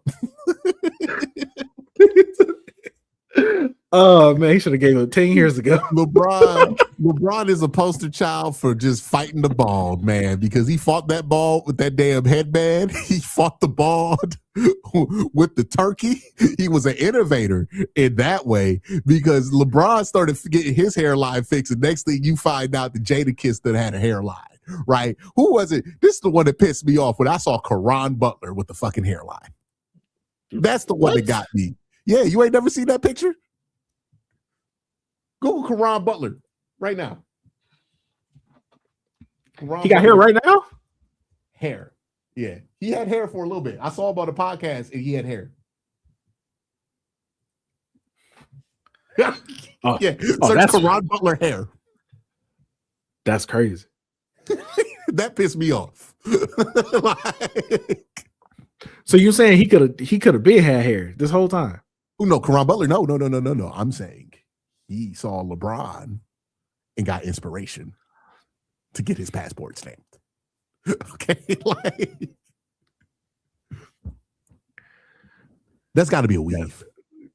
Yeah, that's a man unit for sure. Yeah, that's a weave. He got something done. The flat top is crazy. Have you seen that picture? Oh yeah, he said he did that on purpose. Okay, hairpiece. I was about to say the flat top is insane, but yeah. The NBA players you're gonna see me bald. They hold like if I saw Richard Jefferson come back with a hairline, I will just that's it. We need to ban going to Turkey. Why we gotta ban it? Because you hate him. Why you gotta ban it? Nah. Certain people just need to be bald, man. Like if it's gone, it's gone. Let the people who can have their hair. Why are we out here trying to cheat? You could just fly. They could just move you down a little bit. You know what I'm saying? Move you down a little bit. Have you feeling good about yourself? I am too cheap of a person to put that much money into my hairline. Like, if I'm being honest. And two, I don't understand why we fight the bald so much.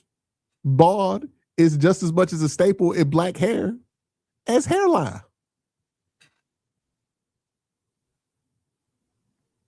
I don't understand why the other community isn't fighting this more, because you can make the argument bald don't go as great over there, but like for us it's like, yeah man, go bald, who cares? Shaq been bald his whole life, who gives a fuck? Shaq has been bald his whole life. Shaq had a little bit of pepper right in the 90s and it been bald since he's been Shaq. I didn't even think about that. Yeah. What's the most? You close your eyes right now, you think of Kobe. He's bald. No, not necessarily. Because I grew up with the fro. You know what I'm saying? With Froby. But even before Froby, Kobe was bald. Oh, he was doing the MJ thing. Yeah. He was doing the MJ thing. I go through this rant at least once a month. What's wrong with being bald? like you do have this conversation a lot for somebody who has hair. Because I'm prepared. Look, I'm locking it in. You want to be a right age. Because whatever you look like when you go bald, that's what you're going to look like for the rest of your life if you're black. Think about it like this. Mike Brown, he look any different than you remember him? No. Nah. You gonna lock that shit in? Like I'm like, all right, 35. I want to look mature. Like Michael Jordan, same. Michael Jordan, bald, same. Charles Barkley, same. Been on TV 20 some years. You can't tell. He just fluctuated weight in between. Yeah. Kenny the Jet Smith. Yeah, Shaq and Kenny. Everybody on inside ball. Everybody on inside ball. They done found a way to pass it on to Ernie. Okay, like ain't nobody aging. You know what I mean? Let me see. Who else? Tay Diggs. Yeah. Tay Diggs look older with hair than he did without. Morris Chestnut. True. Like Delroy Lindo.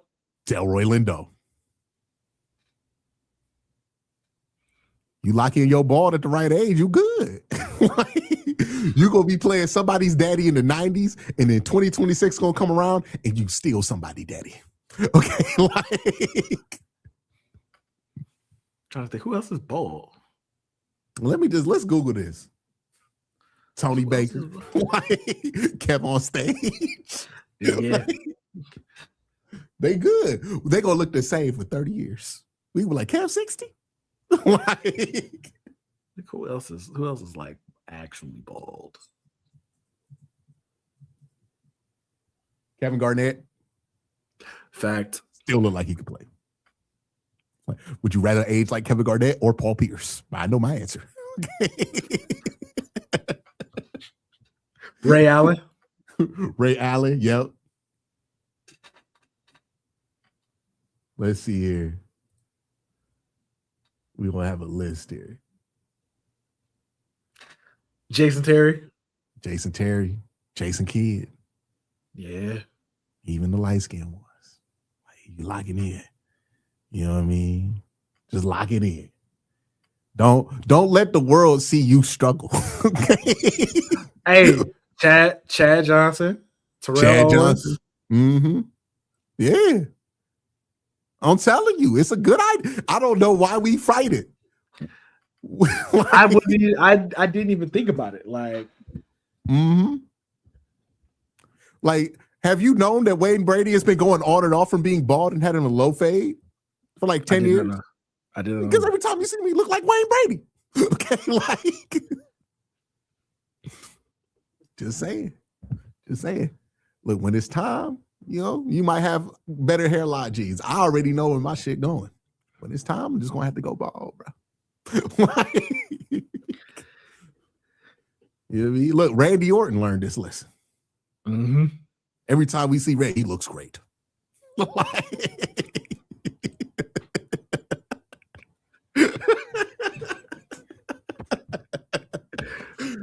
Dak Prescott, yeah, Dak Prescott. Yep. Another one. Turned up his game too. Who am I thinking about? Oh God, I can't believe Boris I'm blanking Kojo. on his name. Yeah, Boris Kojo. Let me think. Michael Clark Duncan, RIP. Jerry Rice. Tyrese Gibson. Yeah. The Rock. The Rock, yeah. Hey, The Rock with hair look kind of crazy. Yeah. Ving Rhames. No, that's a good pull. That's a great pull. Samuel L. Jackson. How do we get this long into this conversation without bringing up the icon? Samuel L. Jackson, yeah. Every time they put that brother in a wig, I'll be like, what are y'all doing? Terry Crews, great one. Great pull. Terry Crews. Great pull. Dang, will you really think about it? Yeah. Will you really think about it? You like it in. It's your black fact of the day. Okay. Black fact of the day. Brought to you by Switch your sweets. Hey, I thought you was gonna go Hennessy. Presented by Crown Apple. So it's that Mike Tyson, yeah. That's yeah. Mm-hmm. Trying to think who else. There's a bunch of people out there. You know what I mean? Paul Mooney for sure. Dave Chappelle.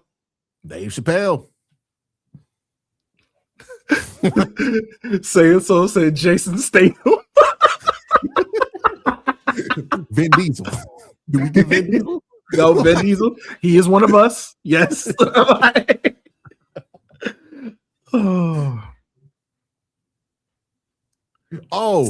Steve Harvey. You know the one dude, he looked like Dave Chappelle low key, but he always be the fucking villain and shit. What's his name? Oh yeah. I know who you're talking about. Matt. I'm about to Google evil Dave Chappelle.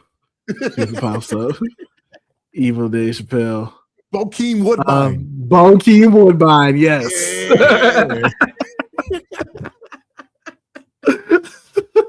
Curtis, you got any suggestions? Throw it to the hat. Overton from Living Single. Oh yes. Yeah, icon. Yes. Somebody said Lex Luthor. I'm telling you. I don't know why it is we don't want to use our cheat code. It's like, how do we not say this? Tupac. Tupac. How do we not say Tupac? Somebody said Tommy from Martin. Facts. Tommy. R.I.P. from Martin. Yeah. R.I.P. Yeah. Was it McCall Stone Cold Steve Austin? Every time we see Stone Cold too, what they be saying? He looks like he could wrestle today. You don't say that shit when you see Shawn Michaels. Okay. Jeezy. Hey, no, Jeezy. That's a good one. Jeezy, that's a good one. That's a good one. I'm just saying, bro. Thanos.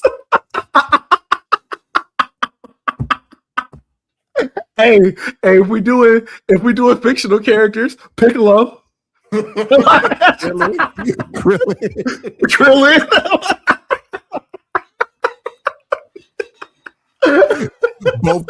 both the Barber brothers, Rondé and Tiki. They still got Tiki on TV looking normal. Somebody said Jada Pinkett Smith, don't get slapped. Hey, yeah, hold on now. Somebody said TM. Hey, when did T.I. get his juice back? Hey, you know what? Dreads. Cut the dreads, put that hat on sideways. It was like, T.I.'s back. He got a #1 hit. You can't escape it. Someone said Kratos. Facts. I promise you, Kratos don't age like that with hair. Someone said One Punch Man. Don't you mean Saitama? Yes, One Punch Man. Yoda. 900 years old, still look clean though.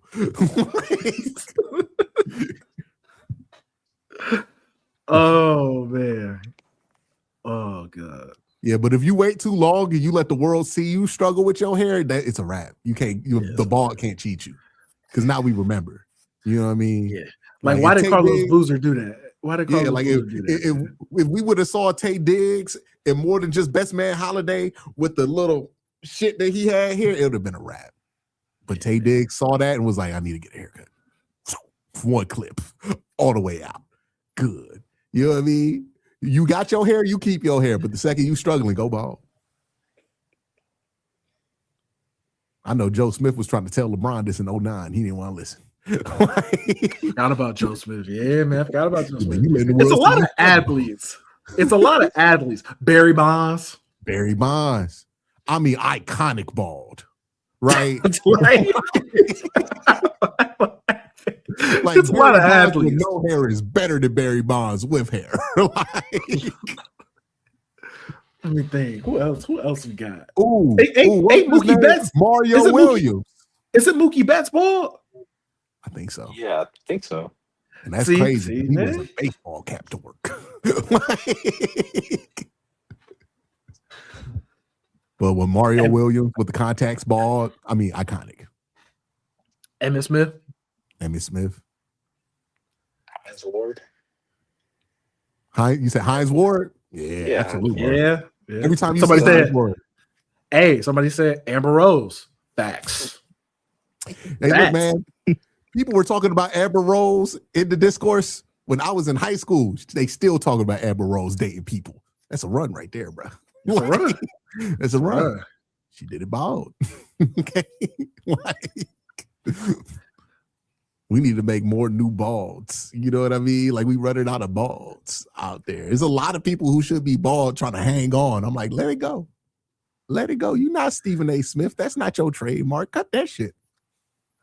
Domo said Perkins still got hair. He who must not be named. Voldemort?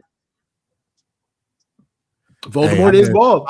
I bet the aura would be different if Voldemort came out there with the fucking receding middle hairline. Like, nah. I'm supposed to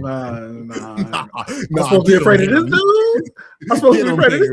You're not about to evacuate Hogwarts over this, bro. Nah, looking like Doc from Back to the Future. Albert Pujols. Good pull. Good pull. It even works for our Spanish brothers and sisters. Damn, that's a good pull. Man. That's crazy. Someone said gold dust. Shut the fuck up.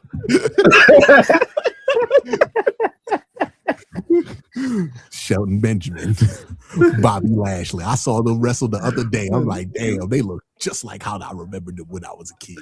But you know who looked different? Somebody who wrestled that same era. He managing MVP.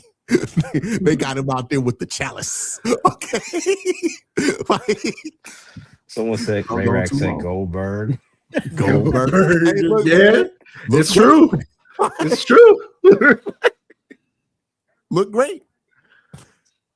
You want to preserve your youth? You got to go bald, brother. You got to make that cutoff. Like, I'm never going to look 20 again, but I will look 30 for the rest of my life. And at a point, that works. Yeah.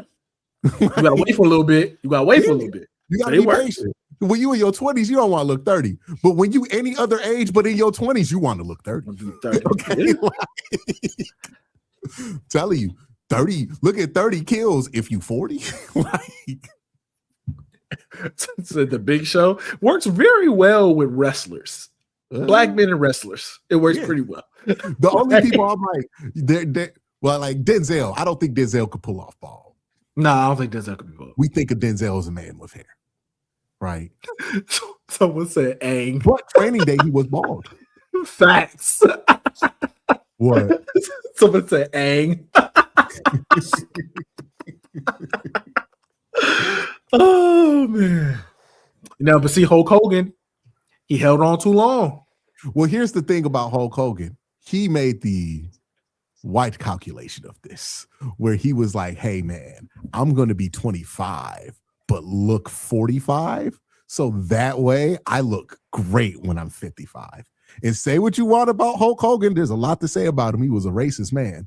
But when he was in WCW, you know that motherfucker was 50, right? Yeah. In the 90s, he was old. Mm-hmm. Looked great because he got him used to him having the old man hair in the 80s. Mm-hmm. See, you get them prepared for the look. You know what I mean? They gonna be like, nah, he just looked like that. Oh, Ryan Shazier. Facts. Charlie Villanueva, if we really going there, you know what I mean? Mm-hmm. Charlie Villanueva. Yeah. Sam Cassell. Cassell. Yeah. Think about every uncle you have that you like, he kind of looked like how I remember him. Bald. Every single one. Okay. Mm-hmm. Every one, I'm like, damn, man, you old. They have hair. Josh Dobbs. Facts. Josh Dobbs. Yeah. Bam Bigelow. Facts. Deion Sanders. Someone said Taz. And how old were y'all when y'all found out Taz was not black? Because that fucked me up. Taz not black? Taz is not black. Taz is Italian. Really? You ever see what Taz's kid looks like? No way. Didn't know that. Taz is not black. Someone said Tommaso Ciampa. Oh, yeah? Yeah. That's great. Yeah. White dude from Italy. Yeah. From Philly. That is an Italian man. Yeah. His son. That when I saw his son, I was like, "Oh, is Taz white?" His son search Taz Hook. His son's name is Hook in AEW, and I was like, "Oh shit, Taz is white." So it's like Adrian Peterson, yeah. Woody Harrelson, yes. Yep. Mike Tirico. The Italian. Yeah. Look, if you go, let me tell you right now, if I got like a big job at CBS and they were like, we're going to put you on TV, I'm going bald. I'm going to go bald before I get on TV. Because that way I'm going to just lock it in. I'm going to look like how they expect me to look forever. Michael Wilbon. You know what I mean? Yeah, Michael Wilbon. Yeah. If they called me, if they called me and Colb, and they were like, "Hey, we want you to replace Kornheiser and Wilbon for PTI," I'm like, "All right, cool. Let me get an appointment real quick. I'm getting my shit shaved." That day, my hair is shaved before we hit the air because America will just think of me as a bald person, and that way I would never age. Like, that's that. I mean, yeah. Hey. Remember when Bomani Jones tried to grow hair in the pandemic? Oh man, horrible. Terrible. Yeah, I don't know why you did it. You had it good. You was bald. Like, you didn't need to do that. So Joe Budden. Yeah. Facts. Joe Budden. Facts. There Steve it is. Smith, also Steve facts. Smith. Hey, look, the Steve Harvey hairline pivot. Why did it work so well? He went bald. If he went low faded, wouldn't have worked. He went bald. He went from Steve Harvey hairline that was fake to no hair. And guess what? Worked.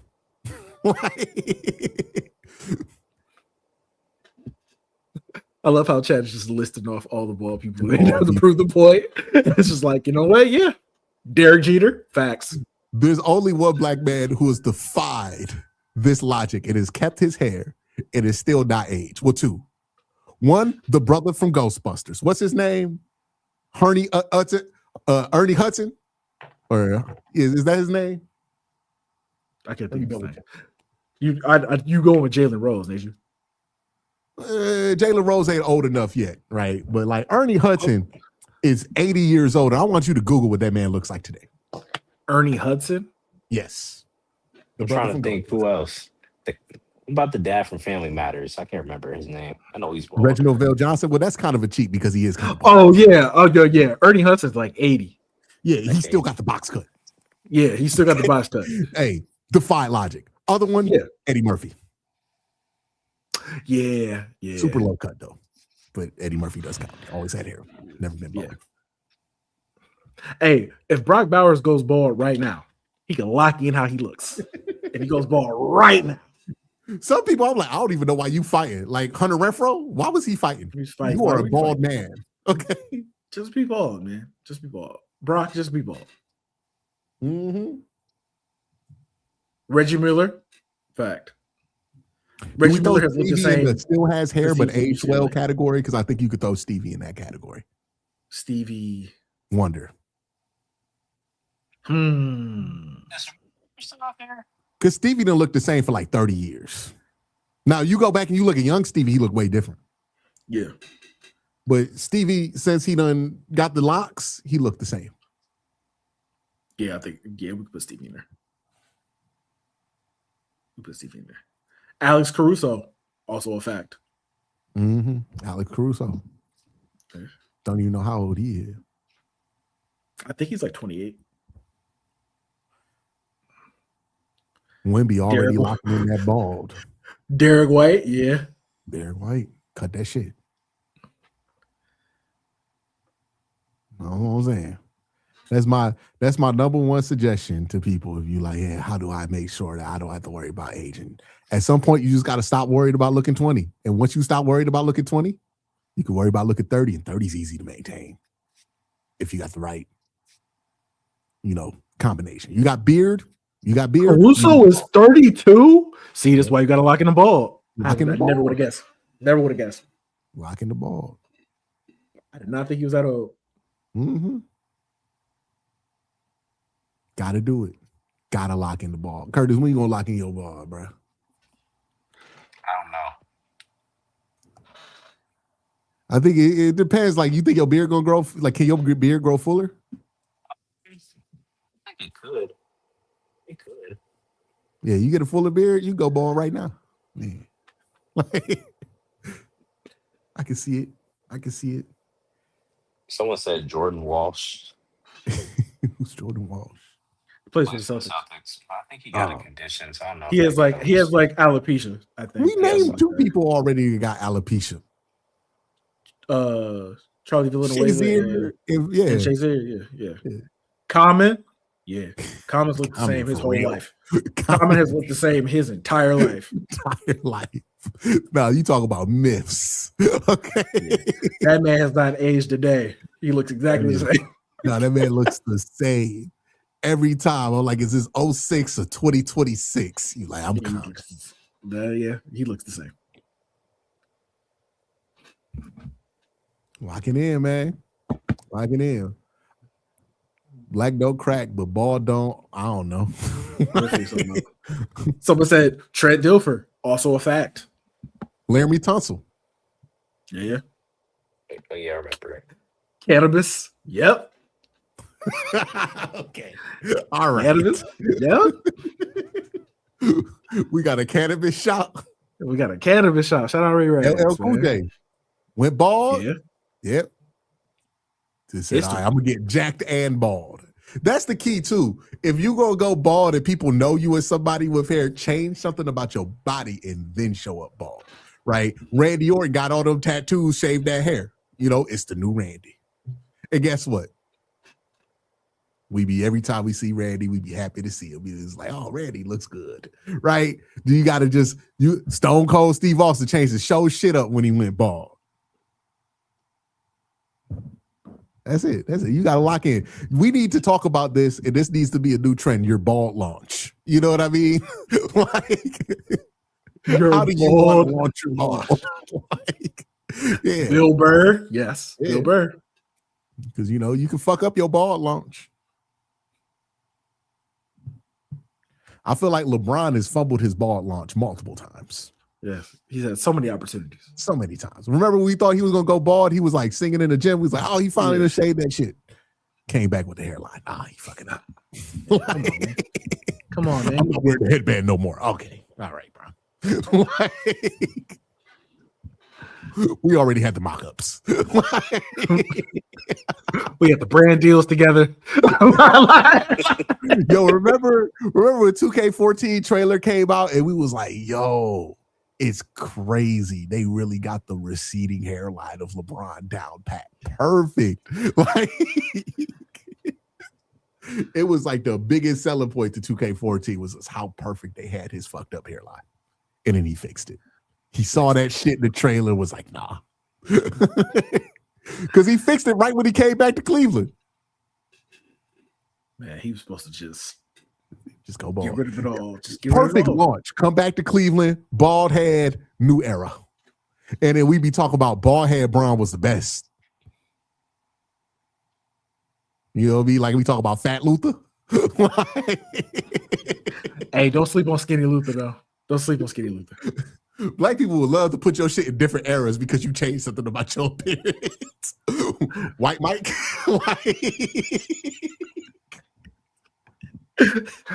Light Mike. Light Mike. Light Mike. You will literally be like, yeah, Mike, I fuck with Mike, man. One of the greatest runs of all time. And somebody will literally ask you which Mike you talking about.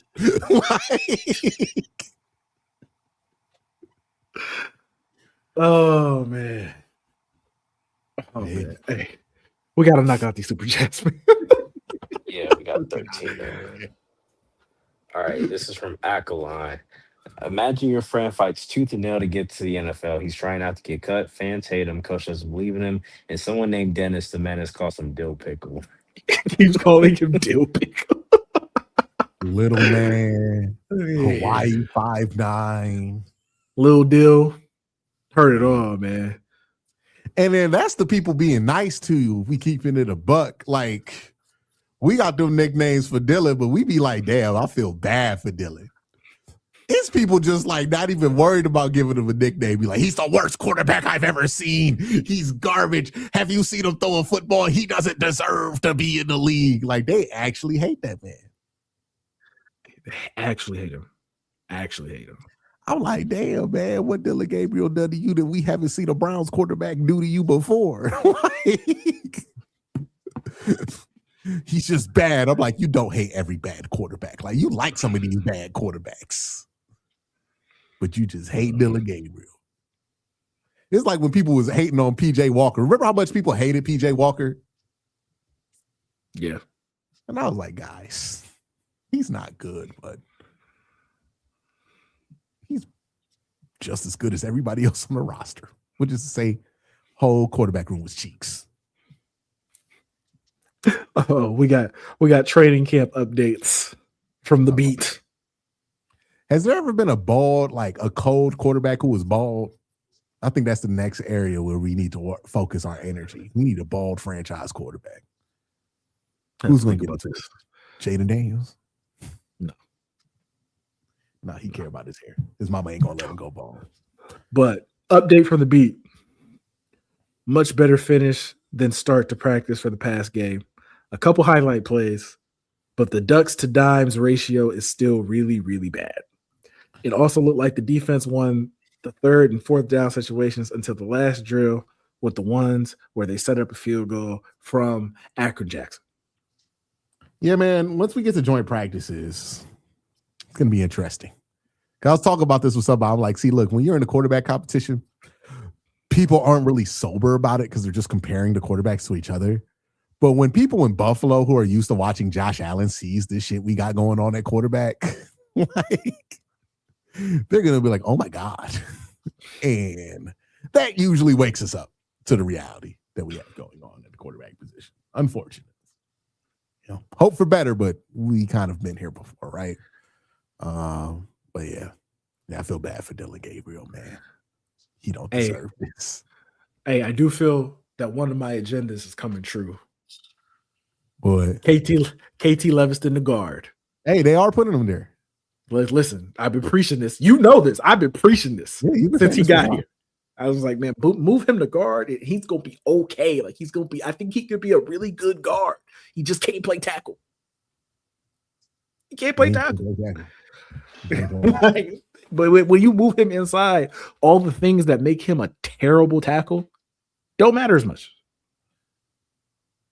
I'm still trying to think of the first bald quarterback. Do we got a franchise quarterback that was bald? Curtis, go to the next super chat. Oh, we did find out. Hold on, I'll think of it.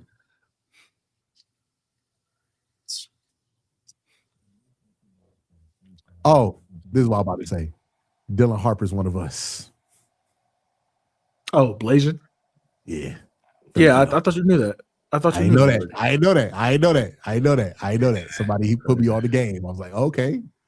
So we really need to trade for Dylan Harper. Okay, I thought you were very aware. No.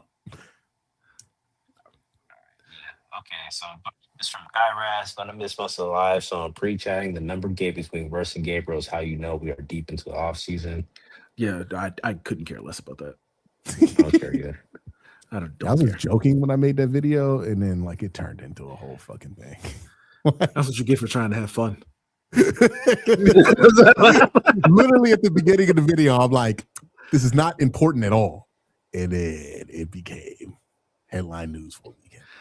Yeah, there you go. That's what you get. Told you can enjoy yourself while you make videos. I tell you can enjoy yourself. That's how I feel with the Myles trade. Look at you trying to have fun. I was here like, hey man, hey, Jerry Verse ain't that bad. You not going for it at all. Like just angry. I'll just be like, why y'all trying to tell me that Jared Verse and Myles Garrett are comparable, man? Like it's just not. It's just really not. I don't think he's comparable to Myles, but I just think he can still be really good. Like, yeah, he can be good, but it's definitely not having Myles. Like, you know what I mean? It's going to be a fall off. Like, it is what it is.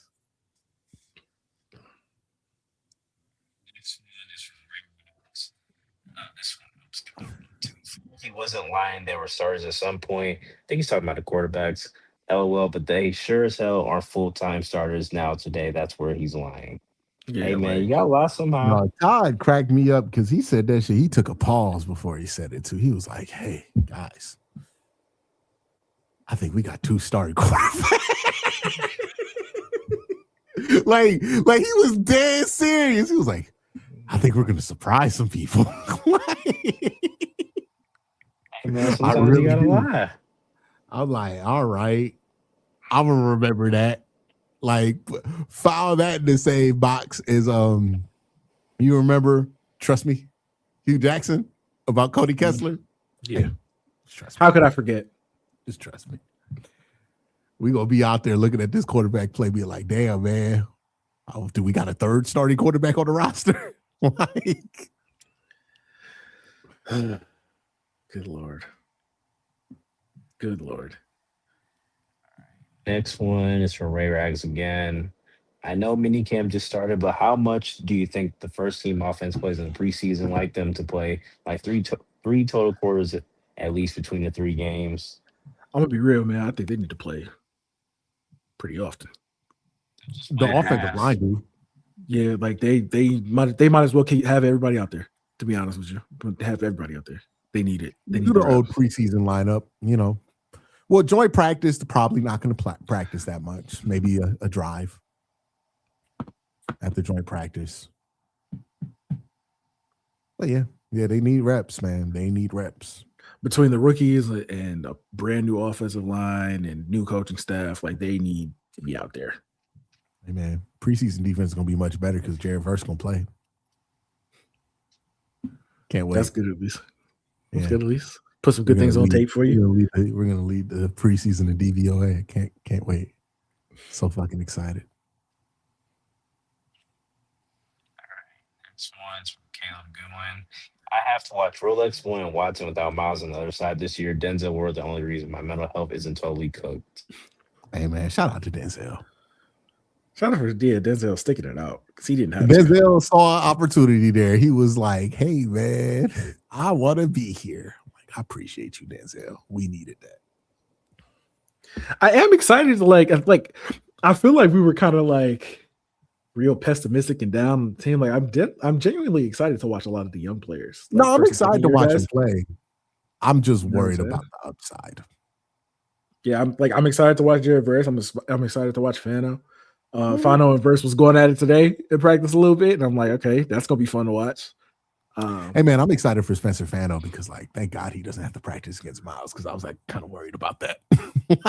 Oh yeah, he can just get better. You know, like he can just get better. Not to worry about it. Practice against a spaceship every week, every day. Yeah, he can actually develop. That'd be nice.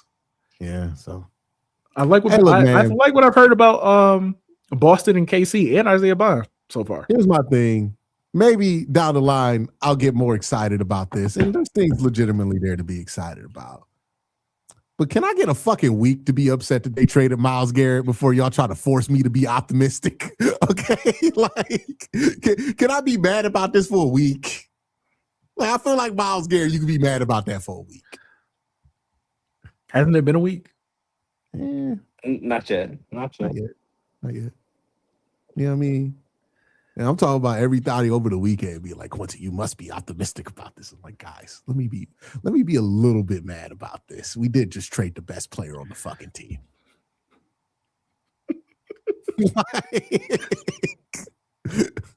like, please. I'll get excited come preseason and training camp. Yeah. Also, I've got a lot of racist emails lately about Myles Garrett. Like, people have been waiting to get that shit off for a while. Like, what do you mean? What do you mean? Like, people being like, oh yeah, people sending me emails being like, yeah, well, you know what? You should be happy we don't have that diva on the team. I knew he was a problem when the Mason Rudolph shit happened and all this stuff. And it's like, oh, this is who's happy that Myles got traded. Like, ooh. Someone said in the comments when I talked about Myles, they said, I never liked Myles. He always liked the anime. I poetry. never That's liked weird. that. A whole lot of that, bro. That what? Yeah. That malcontent.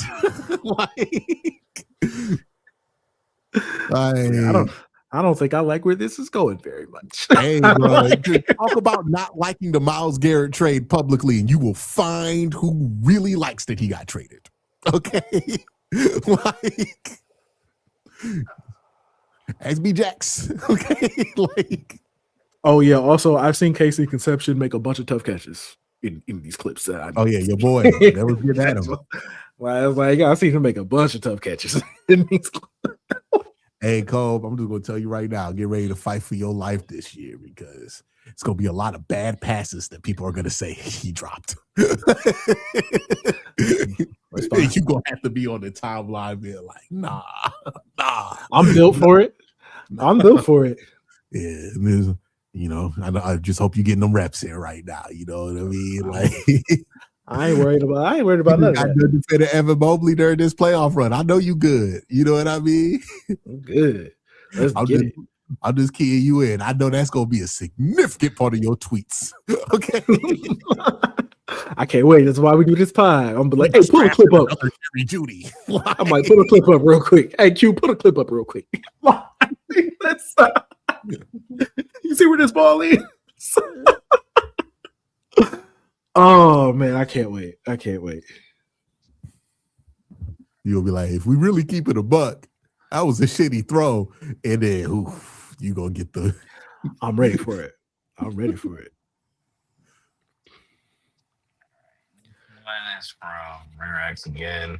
Just using passing yards, the Browns have only had 2 seasons when they had a QB in the top 15. 2019, Baker, who was 14th, with 3,827 yards. In 2007, Derek Anderson was 9th with 3,787 yards.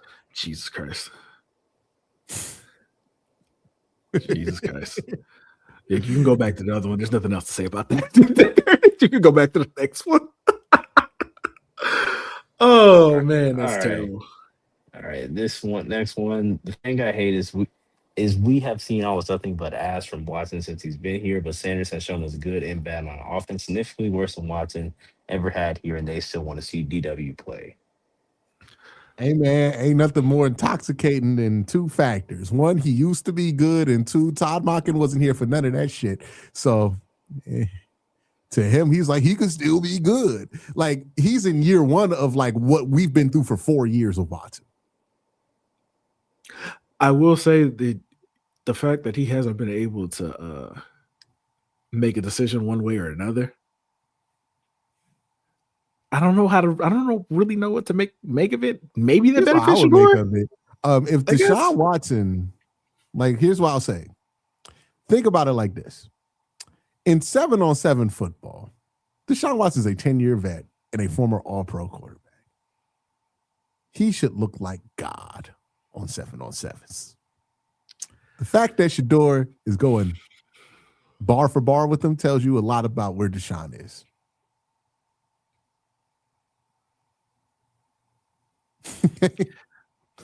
I've been saying, if it's close, start Shador. Like, if it's close at all, Shador should be the starter. What about you, Curtis? If it's close, oh my God! Put the Apple Watches in the air if that's the case. Oh God! Hold on, wait. Hold on. Don't you play the song? Don't play the song. No, wait. Nope.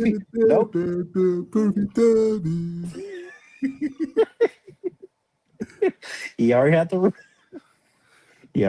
wrist up, so you already know we gotta play it. Nope.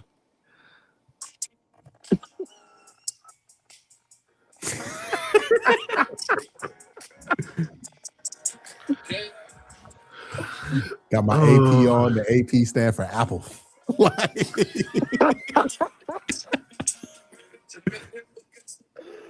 You know what I mean? Oh man, this is what hell must feel like. Anyway, this next one is from Ray Rags. Cavs get Dylan Harper and make up for destroying his dad's career. I bet Ron might say, "Don't let him go to the Cavs." LOL. Too bad he doesn't get a vote. Y'all care too much about what people think. Okay. Nah. You coming here, dog. They want to Evan Mobley.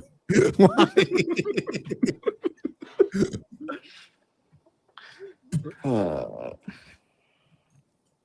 right, this is from Ray Rags again. I think we already knew this.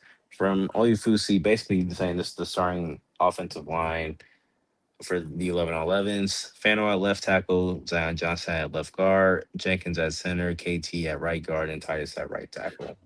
There you go, KT. You're not going to be starting when the season starts, but I see the vision putting you at guard. He might take Kevin's spot. That would be nice. Anyway, this is the last three are from Ray Rags. The conferences are going to force Texas Tech's hands here. The Big Ten is talking about not scheduling them, and the SEC and Big 12 already said they told schools not to schedule them. We'll see if they actually follow them. Yeah, we'll see. These are institutions that are notorious with not following them. Yes. Per ESPN, a Texas court scheduled Texas Tech QB Brendan Sorsby trial against the NCAA for February 8th, 2027, 2 weeks after the college football playoff national championship is scheduled to play. That's bullshit, dog. And he bullshit. No contest too. Yeah, like no contest. It's not gonna fucking matter, man. It's not gonna fucking matter at that point. Oh, fucking stupid. Oh my goodness, that's hilarious. It's fucking joke. That's hilarious amounts of corruption. That's a fucking joke, man. You telling me it's gonna be two? Come on. 2 weeks after the national championship, like you get to celebrate it. Like you gonna have to be on. Look, Texas Tech's not gonna make the championship. He gonna have like a whole month of not giving a fuck about none of this before they take it to the draft. Yeah, like it's bullshit. It's bullshit, man. I bet you the case gets dropped before we even get to February. Yeah, it's gonna get dropped because this is bullshit. It's a sham. What's the last one, Kurt? Last one's from Ray Rags. If they lose, Brunson is going to get a lot of heat. 82 points on 81 field goal attempts, shooting 37 from the field and 32 from 3. He's scoring 27 a game on those splits. It'll look so bad in a series loss. I don't think they're gonna put it on Brunson, man. They love that motherfucker. Yeah, they love that man. I do want to just put this out there. Cat has been their best player in the series. Yeah, no, it's been real. Pretty easily. That's been the biggest matchup problem is him and Wemby. Right? He hasn't scored a point in the fourth quarter in the series, by the way. Who, Cat? Yeah, hasn't scored a point. Yeah, and it's not his fault, though. If you've been watching the game, it's not his fault. Brunson been hogging that bitch. That's been playing good, but you know what I mean? I'm gonna be honest with you. Do you blame Brunson for doing what he does in the fourth quarter? Oh, Curtis, you skipped the super chat. Which was? Do you blame Brunson for this wanting to hold the ball in the fourth quarter? Like that's the agreement. Is that's what Brunson gets to do. And like we can act like, oh, now because he ain't making them shots right now, it's not a good thing. But that's the only reason they came back in game one is because Brunson gets the green light to do whatever the fuck he wanted in the fourth quarter. We're talking about the Eastern Conference Finals. Like, nah, you ride that horse until it can't ride no more, quite honestly, if you the Knicks. That's how you got here. It feels like they can't ride their horse no more. It worked against the Cavs, and that's great, but it ain't working against the Spurs. Fucking Spurs. That's how they went up 2-0. What are we talking about? I don't think it's working right now. And like, I feel like Brunson's at this point to where we got to stop like acting like, oh, because he's not playing well doesn't mean he can't play better in the future. He's shooting poorly right now, but we know that means that Brunson's going to be due for a good game. Like they were up 2-1 and Brunson hasn't been shooting well. Yeah, like that's more a credit for the Knicks. Like, nah, I don't think they're a better team if Brunson's passing the ball to Cat. Like, they're a better team when Brunson's able to do what he could do in the fourth quarter. Because that's who you're worried about. You get excited when Cat shoots the ball in the fourth quarter if you playing the Knicks.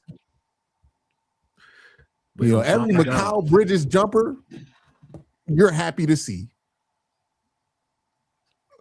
We're gonna see what happens in game 4.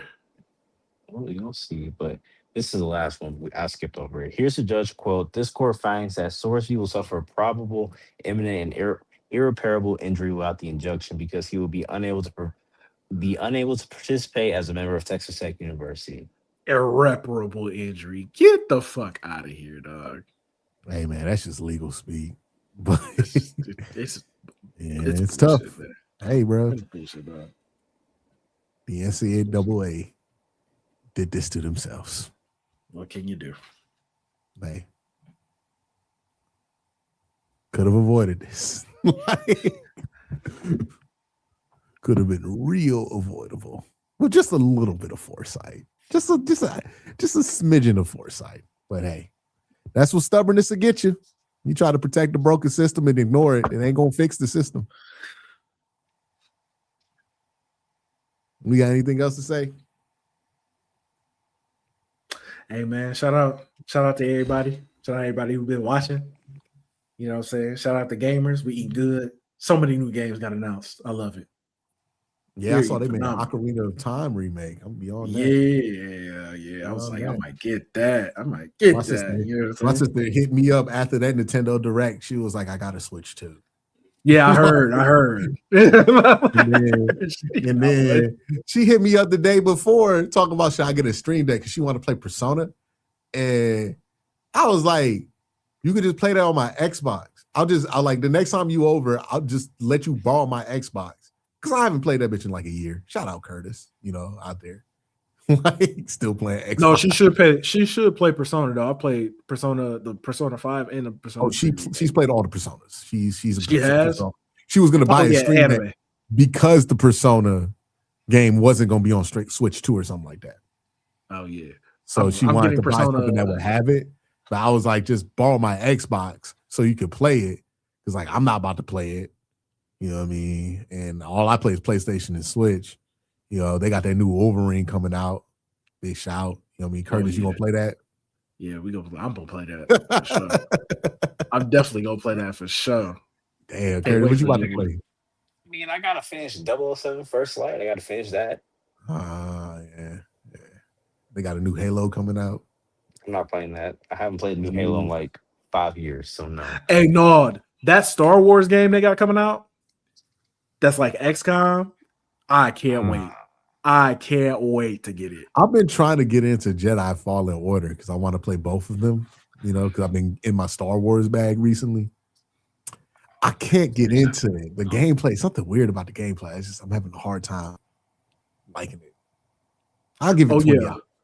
The Wolf Among Us and the Wolf Among Us remaster and the Wolf Among Us 2 coming out. I can't wait. Mm-hmm. I cannot wait. Well, yeah, Curtis, what you about to play on Xbox?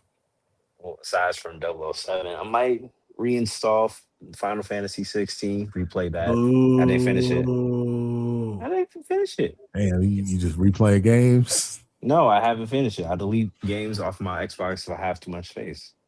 Ah, you got Game Pass? No, I don't. You don't got Game Pass? Game Pass. Oh, dang. What is the point? There's not much not there. There's not. Yeah, Curtis gonna be in a dry spot until they release the new Madden. I got games to play. Oh yeah, we get Kingdom Hearts 4 too. Oh, I can't wait. I can't wait. I'm so excited. Talking about Curtis, being a dry spot until new man. They announced turtlenecks and single leg sleeves in college football 27, man. We are finally here. I played the beta. It's not bad. It might be better than last year. It does it play more like 25? Because 26, I ain't feel it. I ain't feel 26. It plays more like 26 because it's more slower. But they added so much new stuff in terms of the gameplay, like custom adjustments. Oh, we're gonna find out who knows ball. We're gonna find out who knows ball. I'm happy for y'all, man. I'm so happy. That's how I feel when y'all talk about that Drake album. I was like, oh, y'all like Iceman? That's cool. I'm happy that y'all enjoyed it. I did like Habidi though. Habidi was good. You liked it? Yeah. I still haven't listened to it yet. Yeah, that was like, I thought that was much better than Iceman. Yeah, I'm stuck on Iceman. I love Iceman. Great album. I honestly, I could not feel the same way. But Habidi, what's the other one? Maid of Honor. That one sounded like, that one's the one that sounds like, honestly, Nevermind. Nevermind, yeah. Yeah, I might not ever get to that one. But Habidi was good. Like if you like mixtape Drake back in the day, like when he used to drop them R&B songs and shit, when he was actually singing, Habidi's good. Like legitimately good. Yeah. I gotta get in the Maid of Honor because I loved honestly Nevermind. Love honestly Nevermind. I like house music though. So I gave Iceman a second listen and I was like, damn, man, I really just don't see it. I thought I was gonna like it on the second listen. I was like, damn. Not for me. Yeah, man, I gotta get into it. I don't want to get Ray Rags going on the damn. Dre, yeah. Ray is not fucking with Iceman, bro. He is not fucking with it. He like me with the Myles Garrett trade. He not having any of it. He ain't trying to hear that shit. Y'all trying to tell me this the same shit? I do need to get a Switch too, though. I like some serious shit. Yeah, you need to join the party, brother. I do. I want to play y'all in Smash. I want to play y'all in Mario Kart. Like I'm trying to whoop my friend's ass. My sister got like third place in a Mario Kart competition. I'm like, man, I need to start racing people for real because like me and my sister eye to eye in Mario Kart. No, you think y'all eye to eye. No, we eye to eye for real. No, we played. We did like we did all weekend when she was here. We just kept playing Mario Kart. And like she got me, she had the assist on. She ain't know it. And then I got her. I'm like, we eye to eye. We kept finishing like second like points in Grand Prix. We ran multiple, right? Like we ran like 7 of them bitches eye to eye. I'm like, okay, I can race. Every other video game I'm trash at. Like Smash, I can't play Smash. I'm terrible at Smash. But Mario Kart. Let me switch to. I need to start whooping y'all ass at Mario Kart. Yeah, Mario Kart. You know what I mean? I can hang with Mario. I can play online in Mario Kart and have fun. That's how I know I'm not trash at the game. Because you see some people, they play Mario Kart online, they hate it. I'm like, oh, you ass. Like, hey, she said, how did Smash go though? Nah, look, it's not my game. She talking shit. It's not my game. Like, it's an away game. Like, I don't really do Smash or like that. You know what I mean? Like, hey, don't be over here talking about Smash. I don't want to get involved because then I gotta whoop you. No, that's y'all. Look, I'm spectating on Smash. I didn't even like I've never been a hardcore Smash player ever. Like, I didn't really play Smash all like that on Nintendo 64. Didn't have a GameCube. Didn't have a Wii. Naomi had a Wii. She played that. But like, I've never put like I've never even bought a Smash game. So it's like, okay, yeah, you could beat me in Smash for sure. Like, it's not my game. But like Mario Kart, we eye to eye Mario Kart. You know what I mean? I beat her at 8 a couple of times. She got me a couple times. You know what I mean? Mario Kart World, the same. We'll see. She gonna level up. She gonna start playing on her own. We'll see. Yeah, we gonna. Yeah. Once I get everything, Smash was bad. I was losing to the computer on Smash. Oh damn, you trash like that? Yeah, I'm trash, bro. I don't play it. I had to get taught the controls. Like, I don't know why she bragging. You taught me the controls before you played me. Like, come on now. Like, you gotta get into Smash. Like, you gotta get into Smash. Nah, I don't like. You gotta find your main and just go from there. Yeah, I don't really play fighting games all like that either. But I did smack Naomi at MomoCon. I played her at Marvel vs. Capcom. Oh, sure. Damn, she said he can't even dodge. Hey, look, belt the ass in Marvel vs. Capcom, though. You know what I mean? Ran the gamut. Only Lauren gave me a competitive game. Big shout. You know what I mean? Like, I beat a stranger too. Saying so, I definitely need to finish part 2 of the Final Fantasy 7 remake so I can play part 3. But hey, Curtis played Final Fantasy 16 like 12 times. You know what I mean? Final Fantasy 16 not even good, bro. It's one of the 5 games that he has on Xbox. I have multiple games. Stop it. Don't do that. No, I'm not saying you don't have multiple games. I'm saying how many games can you really choose from on an Xbox?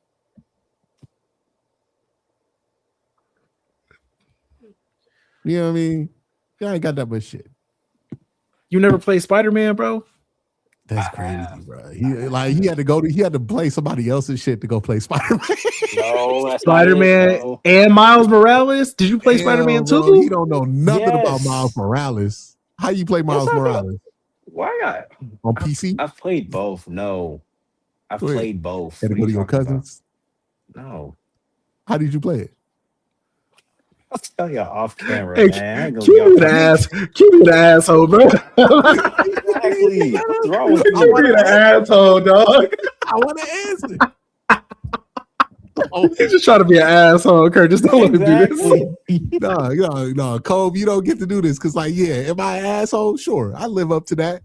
But see, Colb instigated the whole fucking thing. He knew what it was. Instigator, Mark Phillips. Right what here, do you mean? What do you mean? What do you mean? 2K? Your ass right here. You knew what was about to happen. You knew what was about to happen. And you still came in. Asked me if you played Myles Morales. What you think I was going to ask? Then you be, oh, you an asshole. Oh, really? No, we hit to you.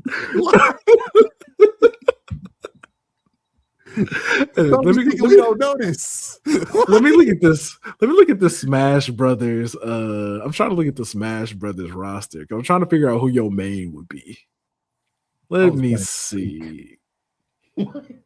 You was playing as Link? Yeah. Link used to be my main back in the day. Let me see. Now I'm using Ness. She uses Ness? Yeah. She's one of those. she's one of those. It's certain characters that people like. People are good with certain characters. You're like, oh god. Like my dog, my mentor, he plays Smash all the time. Whoops ass with Pikachu. he know every move, everything with Pikachu. It's crazy. I was laughing at him, and then he was whooping my ass the first time we played. No, Smash is one of those games where it's like, okay, if you're not good at this immediately, you will never have fun. Because people who like Smash don't casually like Smash. They got Kazuya on here now. I didn't even know they had Kazuya on here. That's crazy. I haven't played Smash in a minute. They got Joker from Persona, but they do have Sephiroth and Sora. Oh yeah, this is gonna be my main is probably that Ike with the key. Yeah, Sora's the one with the key. Yeah, but my mains are Cloud, Ike, and Link. To be honest. Yeah, I haven't really been able to use I haven't really played with Sephiroth or anything like that. I should though, just to see what that's like. But yeah, if I'm looking at Q, I'm surprised you're not a Donkey Kong guy. What makes you say that? It's surprised you're not a Donkey Kong guy. There's certain characters that are easy for people to use. I should go back to using Kirby, but I did beat her when I had Kirby one time. Kirby's good for beginners. I beat her with Kirby, and she ran out my brother's apartment in shame. Wow! She ran out the apartment. She refused to acknowledge it as legitimate to this day, but I won. Kirby's a good one for, especially if you're trying to get into the game. Kirby's a good one. I'm trying to think. Not Samus. Definitely not Zelda. I can see you trying Mario. I can see you trying that, and maybe that working out for you. I can see me just still getting whipped at Smash because I'm not gonna commit to it. But y'all have a great day. Big shout out to everybody. Shout out to everybody watching. Shout out to the community. Who else am I shouting out? Curtis, you shouting out anybody? You go first. You wanted to shout speak out. You go first. Shout out to Curtis's PlayStation. Shout out to who else we shouting out, man? Shout out Dennis. Shout out Dennis. FedEx lost me another package, by the way. No, we're not getting started on that. I know two people who work at FedEx. I know two people who work at FedEx. And I still be getting fucked over by FedEx. And I'm just saying, is this a conspiracy? I think so. No, we ain't doing this. We'll be here till 7:00. Get started on FedEx. Man, RIP Spirit. You know what I mean? We don't know what we lost till we lose it. Hey, damn. Well, RIP Spirit.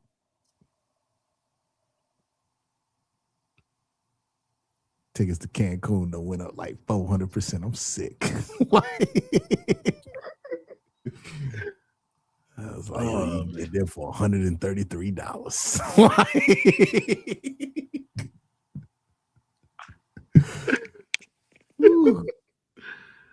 It's not $133 no more. Let's see. Oh yeah, shout out to the bald people of America. You know what I mean? My bald brothers stand up. You know what I mean? Make sure you keep that shit oiled and shiny and bright. You know what I mean? We need more bald brothers in America and in society. That's what society needs right now. More balds. Shout out Ricochet. You know what I mean?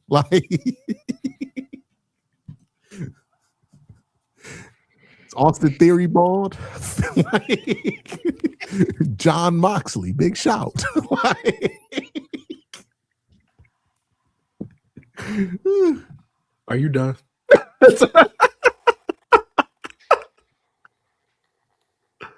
yeah, Kurt Angle, big shout, Kurt Angle. You know what I mean? Bald head legend. But yeah, shout out to the bald community and Stevie Wonder. All right, Curtis.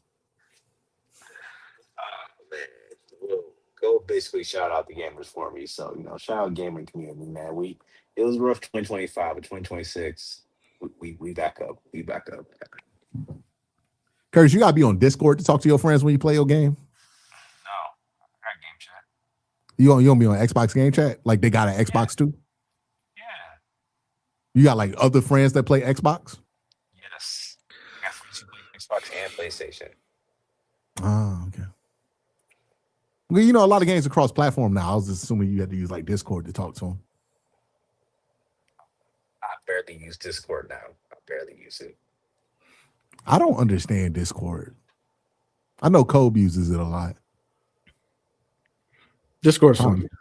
Probably because it's just like Slack. Low key. Every time I see my girl in Slack, I'm like, that look like Discord. I be getting them down. Those Slack noises, I don't know how they don't haunt you because they are annoying. It's like the. Well, I got mine. I got mine muted for sure. Oh, you got yours muted. Hell I just be yeah. hearing them Slack noises. I'll be like, "Ooh boy, that's gonna haunt a whole generation of people, huh?" Like, Q had a server for like 5 minutes. Oh yeah, Discord server.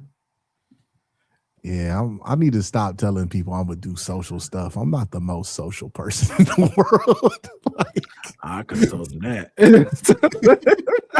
I'm in 2 group texts with Colb. He might hear from me once a week. Like, I'll pop up in the group text, say something random, and then just be out. Like, It's ridiculous.